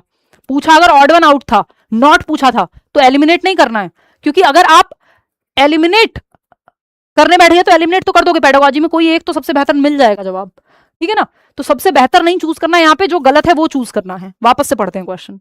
मल्टी लेवल या ग्रेड, अच्छा ग्रेड भी लिखा हुआ है ना, फिर तो सही थी वो बात। मल्टी ग्रेड या मल्टी लेवल देखते हैं, यानी कई ग्रेड के बच्चे एक साथ बैठे हो, ये भी पॉसिबल है। डिजाइनिंग कंबाइंड क्लास जिसको कह देते हैं, designing student progress through sequentially arrange competencies known as milestones on a learning continuum. कह सकते हैं भाई, फिर इसको सही, पहले हमने पूरा नहीं पढ़ा था, फिर ये गलत नहीं है कि सीखने के सातत्य यानी मील के पत्थर के रूप में जानी जाने वाली क्रमिक रूप से व्यवस्थित दक्षताओं के माध्यम से छात्रों की प्रगति को डिजाइन करना, कि इस लेवल का आता है या नहीं, जो 6th में पढ़ा था वो आता है अभी या नहीं। अलग अलग क्लास के बच्चे बैठे हुए हों, ये संभव है एक क्लास में, या अलग अलग एटलीस्ट इसके सेक्शंस के बच्चे बैठे हुए हों। Structuring peer tutoring where older competent students support younger ones, हाँ ये भी पॉसिबल है कि पीयर ट्यूटरिंग हो रही हो, मल्टी ग्रेड मल्टी लेवल है, तो एक बच्चा है जिसको डिफिकल्टी ज्यादा आती है लेकिन दूसरे वाले को मॉडरेट भी नहीं आता, इजी भी नहीं आ रहा, तो वो उसको हेल्प करेगा। मल्टी ग्रेड क्लासरूम है, अलग अलग तरह के बच्चे हैं, अलग अलग लेवल पे सीखने वाले बच्चे हैं। Planning simultaneous learning of different subjects across grades using autonomous self learning cards and active. हाँ बच्चे एक्टिव हैं, कुल मिला के बात ये है। ये गलत हो जाएगा, यहाँ पे ऑड वन आउट सिंपल है, बाकी सब तो सपोर्ट कर रहे हैं, लेकिन यूनिफॉर्म डिलीवरिंग, यूनिफॉर्म ये पढ़ते ही दिमाग क्लिक कर गया था, delivering uniform teacher directed lectures simultaneously to all grades in the room while expecting silent passive copying. बच्चा एकदम निष्क्रिय है, जिस ऑप्शन में बच्चा निष्क्रिय है, पैसिव है, वो ऑप्शन गलत है, और जो गलत है वही सही है क्योंकि पूछा ही गलत था। मैंने क्वेश्चन को जल्दीबाजी में थोड़ा स्पीड बढ़ाने के चक्कर में गलत पढ़ लिया था, ऑड वन आउट पे मेरा ध्यान नहीं था, और दूसरा फटाफट से कीवर्ड के थ्रू हम सॉल्व कर रहे थे, पूरा नहीं पढ़ा था कि ये जो कह रहा था माइलस्टोन्स के बारे में, माइलस्टोन सोच के डेवलपमेंटल माइलस्टोन पढ़ लिया था। तो ऐसा आपके साथ भी हो सकता है पेपर में, तो ऐसे काम ना करें, सिर्फ कीवर्ड से सॉल्व ना करें, गलती आपसे भी हो जाएगी फिर। तो fourth option is the right answer इसमें, क्योंकि सिंपल ऑड वन आउट वही होगा जहां बच्चा एक्टिव नहीं है, क्योंकि मल्टी लेवल में मल्टीपल लेवल के बच्चे हैं, अलग अलग डिफिकल्टी लेवल के बच्चे हैं, ग्रेड्स के बच्चे हो सकते हैं जिनको आप एक साथ सिखा रहे होते हो बाकी सारे तरीके अपना करके। क्वेश्चन नंबर 24 देखिएगा, ये क्या कहता है। A teacher notices that one of her students is highly distractible and has trouble paying attention during class, which of the following strategies would be an effective strategy in helping the student stay focused। एक शिक्षिका यह notice करती है कि उसका एक छात्र अत्यधिक विचलित है, बेचैन है, और उसे कक्षा के दौरान ध्यान देने में परेशानी होती है, अटेंशन नहीं पे कर पा रहा। निम्नलिखित में से कौन सी रणनीति छात्र को ध्यान केंद्रित रखने में मदद करने के लिए एक प्रभावी रणनीति है। यानी बच्चे को क्या है, attention deficit hyper activity disorder है, इसकी संभावना है कि अटेंशन में कमी है और जल्दी से डिस्ट्रैक्ट हो जाता है, हाइपर एक्टिव है, उछलता कूदता रहता है, एक जगह सीट पे बैठ नहीं पाता। अब यहाँ पे इसको मैनेज करने का क्या तरीका होगा, जो बच्चा खुद को मैनेज नहीं कर पा रहा, strictly telling the student increase their attention span. सिर्फ बताने से हो जाएगा सख्ती से कि ये नहीं करना है, डांट दो, नहीं भाई ये तो करना ही नहीं है, चाइल्ड सेंटर्ड अप्रोच ही नहीं है, बच्चे के पक्ष में रहना है आपको हर जवाब में। Giving a timer to student for self regulation and time management, ये थोड़ा सा हेल्पफुल होता है कि जिस बच्चे को अटेंशन बना के रखने में दिक्कत हो, उसको पार्ट्स में तोड़ दो प्रॉब्लम को, 5-5 मिनट के टास्क दो, क्योंकि वो उसके लिए इजी होता है। या टाइमर का इस्तेमाल लगा लो, भाई 5 मिनट पढ़ना है, फिर जिससे जैसे 3 घंटे जो नहीं पढ़ पाता, मैं उसको सिंपल कहती हूँ भाई आप 25 मिनट का टाइमर लगा लो, अलार्म लगा लो, और 25 मिनट पढ़ो, फिर 5 मिनट का ब्रेक ले लो, फिर 25 मिनट पढ़ो, फिर 5 मिनट का ब्रेक ले लो, बजाय कि ये सोचने के आज 3 घंटे पढ़ना है, 25-25 मिनट के 6 स्लॉट लगा लो, ठीक है ना। Anyway, calling the parent and taking strict disciplinary action, कोई बच्चे में कमी नहीं है, ये कोई बच्चा स्ट्रगल कर रहा है तो उससे डांट फटकार से थोड़ी ना आपको सॉल्यूशन निकालना है, ठीक है, तो ये तो गलत हो जाएगा। फोर्थ ऑप्शन है giving the student repeated task to do during class, ये रट्टाफिकेशन हो जाएगा, ड्रिल एंड प्रैक्टिस पे नहीं जाना है, रट्टाफिकेशन पे नहीं जाना है। सेकंड ऑप्शन 83% लोग सही जवाब दे रहे हैं। क्वेश्चन नंबर 25 देखिएगा, असर्शन और रीजन वाला सवाल है, फटाफट से करेंगे। अंजलि क्या कह रही है, Harvard Gardner's theory of multiple intelligences argues that human cognitive potential can not be adequately measured by a single standardised paper pencil और आईक्यू टेस्ट। यानी हार्वर्ड गार्डनर का बहुबुद्धि सिद्धांत, जो 8 प्रकार की बुद्धि की उन्होंने बात की है, ये तर्क देता है कि मानव संज्ञानात्मक क्षमता को एकल मानकीकृत पेपर पेंसिल आईक्यू परीक्षण द्वारा पर्याप्त रूप से नहीं मापा जा सकता। ये बात तो कहते हैं गार्डनर के आईक्यू टेस्ट जो है वो एक प्रॉपर एकमात्र तरीका नहीं है, या ठीक से इंटेलिजेंस का पता नहीं लगा सकता, वो क्रिटिसाइज करते हैं आईक्यू टेस्ट को, बात तो सही है। रीजन क्या, क्योंकि इंटेलिजेंस एक विस्तृत चीज है। भाई थॉमस एल्वा एडिसन को भी कह दिया था इनको ले जाओ, ये नहीं पढ़ पाएंगे स्कूल में, फिर उन्होंने चमत्कार करके दिखाया, वो वाला नहीं कि जेब से कबूतर निकाल के दिखा दिया हो, वो वाला कि बल्ब बना दिया उन्होंने, वो वाला चमत्कार, ठीक है। तो इंटेलिजेंस को पूरी तरह से एक आईक्यू टेस्ट में थोड़ी मापा जा सकता है, आईक्यू टेस्ट एक वन ऑफ द वेज है, but it is not the only way, या पेपर पेंसिल टेस्ट ही सब कुछ नहीं है जिससे बुद्धि का मापन हो सके। ये बात कौन कहता है, हार्वर्ड गार्डनर कहते हैं, क्योंकि उन्होंने बुद्धि के 8 प्रकार दिए हैं। रीजन क्या है इसका, IQ test predominantly measure linguistic and logical mathematical abilities while neglecting other culturally valued capacities like spatial intelligence, musical ability, interpersonal intelligence। भाई कोई व्यक्ति लोगों के साथ कहीं भी जाता है 4 दोस्त बना के आता है, लोगों के साथ डील करने में बहुत अच्छा है, अच्छा पॉलिटिशियन या नेता हो सकता है आईक्यू स्कोर उसका उतना अच्छा ना आया हो। रीजन क्या हो सकता है, क्योंकि आईक्यू स्कोर्स में, ज्यादातर आईक्यू स्कोर्स में अगर आपका मैथ्स और रीजनिंग अच्छा है तो बाय डिफॉल्ट आपका आईक्यू स्कोर में नंबर अच्छे आ जाएंगे, है ना, क्योंकि वो थोड़े से बने ही उस तरह से होते हैं, लॉजिकल एबिलिटी को ज्यादा चेक करते हैं। जबकि आपके अंदर और भी तो क्षमता है, भाषिक क्षमता भी तो है, स्पेशल यानी देख करके कोई बहुत अच्छी ड्राइंग बना लेता है, वो भी तो क्षमता है। म्यूजिक में कोई बहुत अच्छा है, आईक्यू हो सकता है उसका स्कोर उतना ज्यादा ना हो। तो ये बात सही है और ये बात भी सही है, इसका रीजन इन्होंने सही दिया है कि आईक्यू एकमात्र तरीका नहीं है, ये बाकी कल्चरली वैल्यूड नहीं, बाकी चीजों को इग्नोर कर देता है, कई बार कल्चर बायस होते हैं आईक्यू टेस्ट। तो बोथ है आर ट्रू, भाई जब दोनों सही है और दोनों बस ये देख लो इसके बारे में सही है कि नहीं, इसके बारे में भी सही है। तो राहुल और अंजलि एक ही बात कर रहे हैं, ठीक है जी। ये नॉट आओ, ओके ओके ओके, मैंने ही नॉट लगा दिया, मुझे लगा यही सही होगा, मैं ही अब जल्दीबाजी में हूँ। आप ही सही हैं, नॉट ऊपर दे दिया था इन्होंने, ठीक है ना। ये फिर सही नहीं होगा क्योंकि ये तो सही है, बाकी दोनों चेक करने की जरूरत ही नहीं है। इसमें दो ऑप्शन तो सीधे सीधे एलिमिनेट हो जाते हैं जैसे ही आप ये देख लेते हो कि दोनों सही हैं या नहीं है। फटाफट से देखो क्वेश्चन नंबर 26, ये क्या कहता है, Sujata participates eagerly in the dance competition only because she is interested in winning the first prize of cash. भाई आपको कहा जाए 140 नंबर जो लेकर के आएगा उसको हम एक हवाई जहाज देंगे, तो आप किसके लिए 140 नंबर ला रहे हैं, वो हवाई जहाज के लिए। आप कहोगे हाँ बात तो सही है, नौकरी में भी नहीं आएगा, हवाई जहाज निकाल देंगे, जिंदगी भर जितना कमाएंगे उतना मिल जाएगा उससे। मजाक कर रही हूँ, मतलब आपको कोई रिवॉर्ड दिया जाएगा, आपको साइकिल मिलेगी, है ना, या आपको ट्रक मिलेगा या आपको गाड़ी मिलेगी, इसलिए 140 नंबर लेकर के अगर आप आ रहे हो तो इसका मतलब आप एक्सटर्नली मोटिवेटेड हो। सिर्फ आप इसलिए ला रहे हो क्योंकि आपको सब कुछ पढ़ने में मजा आ रहा है, आपने पढ़ के सीख लिया सब कुछ, मैक्सिमम स्कोर, उसके बाद जो आए वो आए, ठीक है ना। तो ये एक्सटर्नली मोटिवेटेड है बच्ची, क्यों, क्योंकि और ज्यादातर लोग एक्सटर्नली ही मोटिवेटेड होते हैं क्योंकि जिस चीज में उनको इंटरेस्ट होता है वो करने का ज्यादा मौका मिलता नहीं है या वो सीख नहीं पाते, है ना। तो कि नौकरी मिलेगी इसीलिए तो पढ़ रहे हैं आधे से ज्यादा लोग, बहुत कम लोग होंगे जिनको सच में टीचिंग में इंटरेस्ट है या पेडागोजी पढ़ के मजा आता है, तो अब वो बेहतरीन शिक्षक बन पाए इसलिए भी पढ़ रहे हैं। हो सकता है इसमें एक्सटर्नल रिवॉर्ड भी इंक्लूडेड हो कि ठीक है नौकरी भी मिलेगी, थोड़ा सेफ्टी सिक्योरिटी भी हो जाएगी, अब्राहम मैस्लो की सेकंड लेवल की नीड भी पूरी हो जाएगी, फिजियोलॉजिकल नीड भी पूरी हो जाएगी और सेफ्टी भी पूरी हो जाएगी। फिजियोलॉजिकल तो वैसे भी अभी भी हो रखी होगी, खाना तो मिल ही जाता होगा। तो एक्सट्रिंसिकली मोटिवेटेड है क्योंकि सिर्फ एक्सटर्नल रीजन के लिए पढ़ रही है, रिवॉर्ड के लिए, फर्स्ट आने के लिए। तो अगर सिर्फ हवाई जहाज के लिए पढ़ रहे हो तो ये एक्सटर्नल मोटिवेशन है। आप में से कई लोगों के हम कब मिल पाएंगे, कितने नंबर लाएं, तो वो एक्सटर्नल मोटिवेशन है। लेकिन इंटरनल भी हो सकती है कि आपको इंटरेस्ट हो पढ़ने में, दोनों कंबाइंड भी चल सकती हैं। तो इंट्रिंसिकली तब होती जब रीजन बाहर नहीं होता, नो आउटसाइड रीजन, इंजॉय कर रही होती, जॉय ऑफ लर्निंग होता, उसका खुद का इंटरेस्ट होता गिटार बजाने में, चाहे पैसे मिल रहे हैं नहीं मिल रहे हैं, वो गिटार बजाती है। आपको गाने गाने का शौक है, आप गाने गाते हैं रोज, कोई आपको पैसे देके जाएगा, बैठे थोड़ी आप रोड साइड मजबूरी में या शौक में भी, है ना।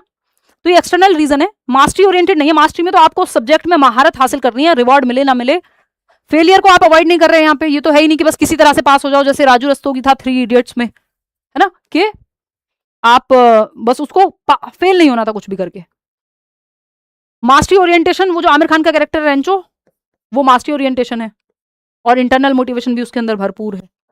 ये फेलियर अवॉइडेंस वो है आपका, और जिसको परफॉर्म करना था कि बस नौकरी लग जाए वो एक्सट्रिंसिक है, दोनों राजू और ये जो तीसरा दोस्त था फरहान। देखिए क्वेश्चन नंबर 27 देखिए, इसके बाद 3 सवाल और बचते हैं। Which of the following strategies represent culturally responsive and asset based pedagogical practices to address individual differences in a diverse classroom. भाई व्यक्तिगत अंतर या व्यक्तिगत विभिन्नताओं को केटर करना है टीचर को, यानी अलग अलग तरह के बच्चे होंगे, रोबोट्स हो जाएंगे नहीं तो सारे सेम हो गए, तो इनको केटर करने के लिए कौन सा मेथड बढ़िया है।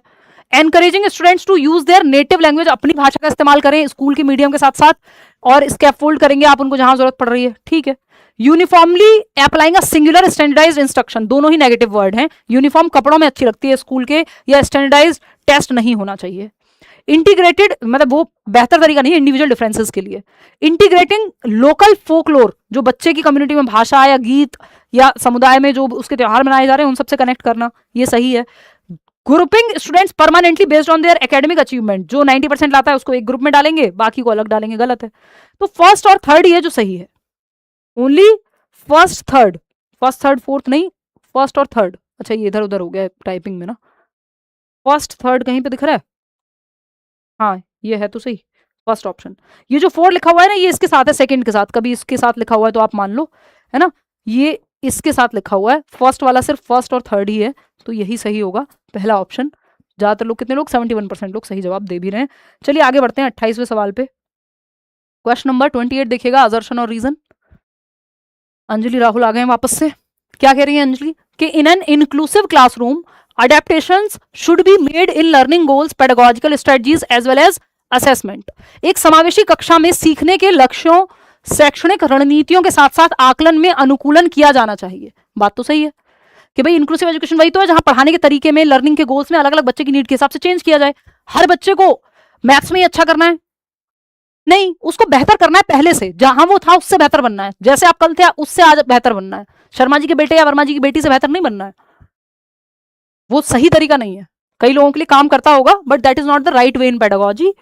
रीजन क्या है? The philosophy of inclusion advocates elimination of all individual differences through pedagogical appropriate approaches and assessment. सारे इंडिविजुअल डिफरेंसेस को खत्म कर दो, व्यक्तिगत विविधताओं को निपटा दो, रोबोट बना दो बच्चे को, सब रट्टू तोता बन जाए।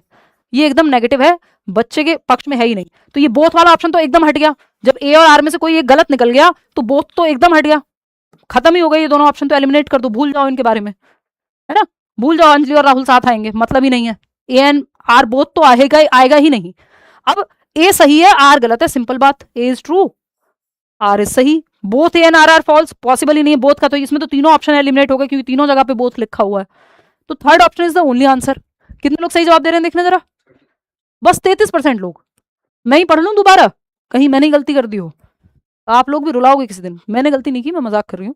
समावेशन का दर्शन शैक्षणिक दृष्टिकोण और मूल्यांकन के माध्यम से सभी व्यक्तिगत मतभेदों को समाप्त करने की वकालत करता है। सरकार, ये व्यक्तिगत मतभेद वो नहीं है कि असमानता हो रही है बच्चों में, पार्शियलिटी की बात कर रहे हैं, नहीं, ये व्यक्तिगत विभिन्नताएं हैं। हिंदी में कई बार मतभेद लिख देगा, ऐसा पॉसिबल है पेपर में भी कि इस तरह का ट्रांसलेशन देखने को मिल जाए, बट इंडिविजुअल डिफरेंसेस पेडागोजी में व्यक्तिगत विभिन्नताएं या व्यक्तिगत मतभेद बुरी बात नहीं है। नहीं तो सब बच्चे एक जैसे हो जाएंगे, रोबोट बन जाएंगे चिट्टी की तरह। चिट्टी रोबोट देखिए ना वो रजनीकांत की मूवी, वैसे बन जाएंगे, ह्यूमंस नहीं रहेंगे। हम सब अलग हैं, इसलिए हम डाइवर्सिटी में यूनिटी इन डाइवर्सिटी की बात करनी है। तो ए तो सही है, आर गलत है भाई। ऐसी बातें मत करो, इतना आसान क्वेश्चन गलत कर दोगे तो कहां मुंह दिखाओगे किसको कि हिमांशी से पेडागोजी पढ़ी थी। Question number 29, which of the following classroom practices is not correct. यहां पढ़ पढ़ के लोग जो है इतने अच्छे शिक्षक बन जा रहे हैं और आप जो है ऐसी हरकतें कर रहे हैं। देखो एक बार, प्राथमिक शिक्षार्थियों में आंतरिक अभिप्रेरणा और हमें ज्ञान देने लग रहे हैं। देखो प्राथमिक शिक्षार्थियों में आंतरिक अभिप्रेरणा और आत्म क्षमता की भावना को बढ़ावा देने के लिए निम्नलिखित में से कौन सा कथन सही नहीं है, यानी बच्चे के पक्ष में नहीं है, सिंपल बात। एनकरेजिंग मास्टरी ओरिएंटेशन, ये तो अच्छी बात होती है, बच्चा मास्टरी हासिल करे सब्जेक्ट पे। डिस्ट्रीब्यूटिंग एक्सटर्नल मटेरियल रिवॉर्ड, हाँ ये अच्छी बात नहीं है। प्रोवाइडिंग कंस्ट्रक्टिव प्रोसेस ओरिएंटेड, बच्चा एक्टिव है, यहाँ भी सपोर्टिव डेमोक्रेटिक क्लास पॉजिटिव है, ये नेगेटिव है। ये एक्सटर्नल रिवॉर्ड की बात करेगा, इसको हम इंट्रिंसिक मोटिवेशन में तो नहीं आएगा ये, इसका रीजन बाहर है, रिवॉर्ड, ग्रेड, नंबर मिलेंगे, पैसा मिलेगा, नौकरी लगेगी, शादी होगी, वॉट एवर। ये जो है ये एक्सटर्नल मोटिवेशन है, इंट्रिंसिक नहीं है, आंतरिक अभिप्रेरणा नहीं है। आंतरिक का रीजन अंदर होता है कि आप खुद के लिए वो काम कर रहे हो या इंटरेस्ट के लिए, जिसका रीजन अंदर है, जॉय, आपको पसंद है वो काम इसलिए कर रहे हो, जैसे मैं ये पढ़ा रही हूँ। क्वेश्चन नंबर 30 देखिएगा। अब इसका मतलब ये नहीं एक्सटर्नल कुछ नहीं मिला, वो मिल गया, अच्छी बात है। देखिए क्वेश्चन नंबर 30 है, an elementary school teacher can strongly influence students development of academic self concept. Self का कॉन्सेप्ट यानी आत्म संप्रत्यय, खुद को वो कैसे देखता है एकेडमिकली, ये एक टीचर इसको कैसे प्रभावित कर सकता है कि बच्चा अपने आप को कैसे देखे, वो फेलियर की तरह देखे, वो अचीवर की तरह देखे, वो अधिगम करता है लर्नर के रूप में देखे। ये टीचर बहुत हद तक इन्फ्लुएंस कर सकता है, या इवन माँ बाप भी। तो आत्म संप्रत्यय, बच्चा खुद को कैसे देखता है, सेल्फ का कॉन्सेप्ट कैसे इन्फ्लुएंस होगा टीचर के द्वारा strongly. Keeping very low expectations from special students, देखिए टीचर की एक्सपेक्टेशन लो नहीं होनी चाहिए बच्चे से, एक्सपेक्टेशन हाई होगी तो ही ठीक है, एक्सपेक्टेशन लो नहीं होनी चाहिए। एक्सपेक्टेशन लो का मतलब होगा कि जो विशेष छात्र हैं जिनको चलने फिरने में दिक्कत है, या मान लो ADHD है, तो आप स्पेशल स्टूडेंट से या ब्लाइंड हैं तो आप कहेंगे बेटा तुम रहने दो, तुम तो गुजारा कर लो, यही बहुत है। ये मूर्खता हो जाएगी एकदम टीचर के रूप में, फिर आप एक दुष्ट व्यक्ति हैं, टीचर नहीं है। क्योंकि टीचर के लिए हर बच्चे में पोटेंशियल देखना है आपको एज अ टीचर, और ये सिर्फ कहने की बात नहीं है, एक्चुअल में इसको इंप्लीमेंट करना मुश्किल होता है, इंप्लीमेंट करना, लेकिन करना है, इसलिए बनी है ये सब पेडागोजी। ऐसा नहीं है ये सिर्फ किताबों के लिए बनी है, एक्चुअल में अप्लाई करने के लिए बनी है, वो बात अलग है। बहुत सारे स्कूल्स में अप्लाई नहीं होती क्योंकि इसमें बहुत मेहनत लगती है, बहुत एफर्ट लगता है टीचर का, पेरेंट्स का, सिस्टम का, जो हमारे यहाँ कई बार अवेलेबल नहीं होता, स्पेशली सरकारी स्कूल्स में, ठीक है ना। तो विशेष छात्रों से बहुत कम उम्मीदें रखना नहीं भाई। एक्सपेक्टेशन, ये प्रूवन है पेडागोजिकली, रिसर्च है इस पे कि टीचर की एक्सपेक्टेशन का प्रभाव बच्चे के सीखने में पड़ता है। तो आपकी पॉजिटिव एक्सपेक्टेशन होनी चाहिए बच्चे से, या हाई एक्सपेक्टेशन होनी चाहिए, लो नहीं होनी चाहिए। क्योंकि आपने पहले ही मान लिया वो इतना ही अचीव करेगा तो वो उससे भी कम जाएगा बेचारा, क्योंकि वो सोचेगा मेरे टीचर को तो मेरे से वैसी उम्मीद नहीं है। बहुत कम बच्चे होते हैं जो कहते हैं जिनको ये उल्टी मोटिवेशन या काउंटर मोटिवेशन का फर्क पड़ता है कि भाई टीचर ने कहते तुमसे कुछ नहीं होगा तो एक दिन कुछ करके दिखाएंगे। वो पॉजिटिव तरीका नहीं है, वैसे भी वो बच्चा फिर नेगेटिव इमोशन से काम कर रहा है। Keeping very low expectations from all students, again वही बात, टीचर की लो एक्सपेक्टेशन बर्बाद कर सकती है बच्चों को, उनके अचीवमेंट लेवल को आगे नहीं बढ़ाएंगी। पनिशिंग ऑटोनॉमी एंड इनिशिएटिव, दंड दो उन बच्चों को जो खुद से इनिशिएट करते हैं, ऑटोनॉमी पहल करते हैं खुद से। नहीं भाई, आपको तो बढ़ावा देना है इस चीज को। तो एक ही ऑप्शन पॉजिटिव है, वो क्या है? Rewarding autonomy and initiative in students. अब देखो, मैं ही वो इंसान हूं जो कहती हूँ कि रिवॉर्ड और पनिशमेंट को दूर रखो, दंड और पुरस्कार की बात मत करो। लेकिन वही मैं इंसान हूं जो रात और दिन कहती हूँ कि कीवर्ड या टैग वर्ड को रटने से पेपर में बहुत गलतियां होंगी, क्योंकि लैंग्वेज का गेम है। अगर आपने कॉन्टेक्स्ट में नहीं पढ़ा पूरे सेंटेंस को, तो मैं भी गलत कर दूंगी, कोई भी गलत कर देगा फिर, अगर सिर्फ वर्ड रट लिया है तो छात्रों में स्वायत्ता और पहल को पुरस्कृत करना। तो पुरस्कृत करना आपको लग सकता है नेगेटिव है, बट किस चीज को पुरस्कृत करना? स्वायत्ता को, यानी इंडिपेंडेंट एक्शन लेने को, पहल को, खुद से बच्चा कुछ करके लाया है, एक क्रिएटिव आंसर लिखा है उसने, कोई खुद से एक अलग दृष्टिकोण से कुछ एक्टिविटी की है, तो उसको आपको बढ़ावा देना है, रिवॉर्ड करना है, पुरस्कृत करना है। पुरस्कृत का मतलब ही नहीं रिवॉर्ड दे दो, पुरस्कृत का मतलब है उसको बढ़ावा देना है यहाँ पे, ठीक है ना? रिवॉर्ड देने की बात नहीं हुई है। तो fourth option is the right answer. कितने लोगों ने सही दिया देखना जरा। देखो इसमें ना एक अच्छा तरीका, 69% लोगों ने। एक अच्छा तरीका इस तरह के सवालों को सॉल्व करने का ये भी होता है कि आप एलिमिनेट करते चले जाओ। ये बेस्ट मेथड है एलिमिनेशन मेथड दुनिया का, क्योंकि इससे आप कोई और ऑप्शन बचा ही नहीं जो सही हो सकता है, तो आप कंफ्यूज हैं तब भी आपको पता है कि फोर्थ ही ऑप्शन होगा, ठीक है ना? तो यही मेथड हम डिस्कस करते आ रहे हैं सालों से। आउट ऑफ 30 क्वेश्चंस कितने ठीक हुए वो आप बताएंगे। अगर आपको लगता हो भाई एक महीने रात और दिन मैं सारी बैच की क्लासेस देख लूंगा जो रिकॉर्डेड हैं, लाइव चल रही हैं, मॉक टेस्ट हैं, या कुछ नहीं तो की नोट्स पढ़ लूंगा एनसीईआरटी के, या टीचर्स ने जो जो अपने नोट्स दिए हुए हैं बाइलिंगुअल, तो वो आप फिर करियर पे एनरोल कर सकते हो अभी भी सीटेट के बैच में। या अगर पेडागोजी पूरी डिटेल में पढ़नी है तो पेडागोजी स्पेशल में, है ना? सीटेट के लिए नहीं है पेडागोजी स्पेशल, बाकी एग्जाम्स के लिए है। लाइक शेयर सब्सक्राइब आप कर दीजिएगा अगर ना किया हो। कमेंट्स में बताइएगा अपने विचार, और कमेंट्स में अभी मैं एक दो कमेंट्स भी लूंगी। इसका पीडीएफ आपको कल मिल जाएगा, इवन सारे प्रीवियस लेक्चर्स का पीडीएफ टेलीग्राम चैनल पे, आंसर्स मार्क्ड होंगे उसमें। अब बता दो आउट ऑफ 30 कितने ठीक हुए, और मुझे कुछ सवालों के जवाब दो। मतलब मैं आपसे कुछ सवाल पूछ लेती हूँ। आउट ऑफ 30 क्वेश्चंस कितने क्वेश्चंस आपके ठीक हुए वो आप बताओगे। और आज तो लंबी हो गई क्लास थोड़ी, 105 मिनट, यानी 1.5 घंटे से ऊपर चले गए हम, 1.25 घंटे के आसपास। सॉरी, देखिए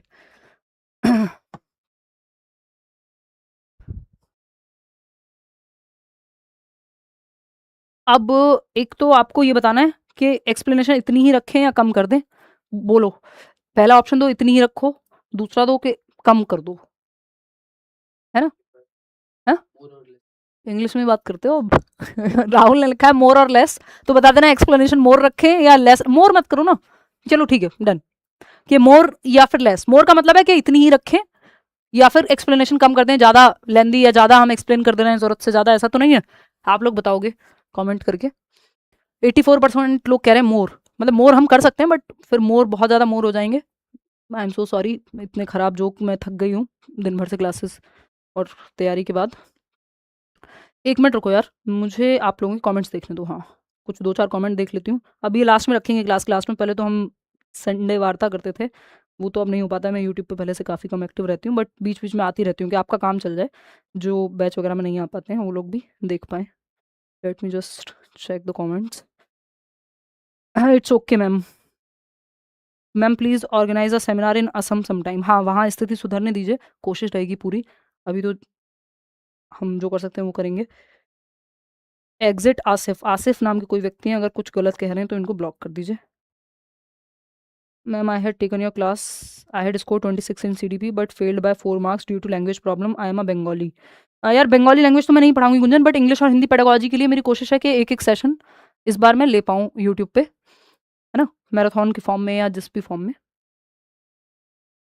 और कई साल से जो है वो नहीं हुआ हिंदी इंग्लिश के पेडागोजी के marathon. Will I clear CTET in 1 month ma'am और नॉट?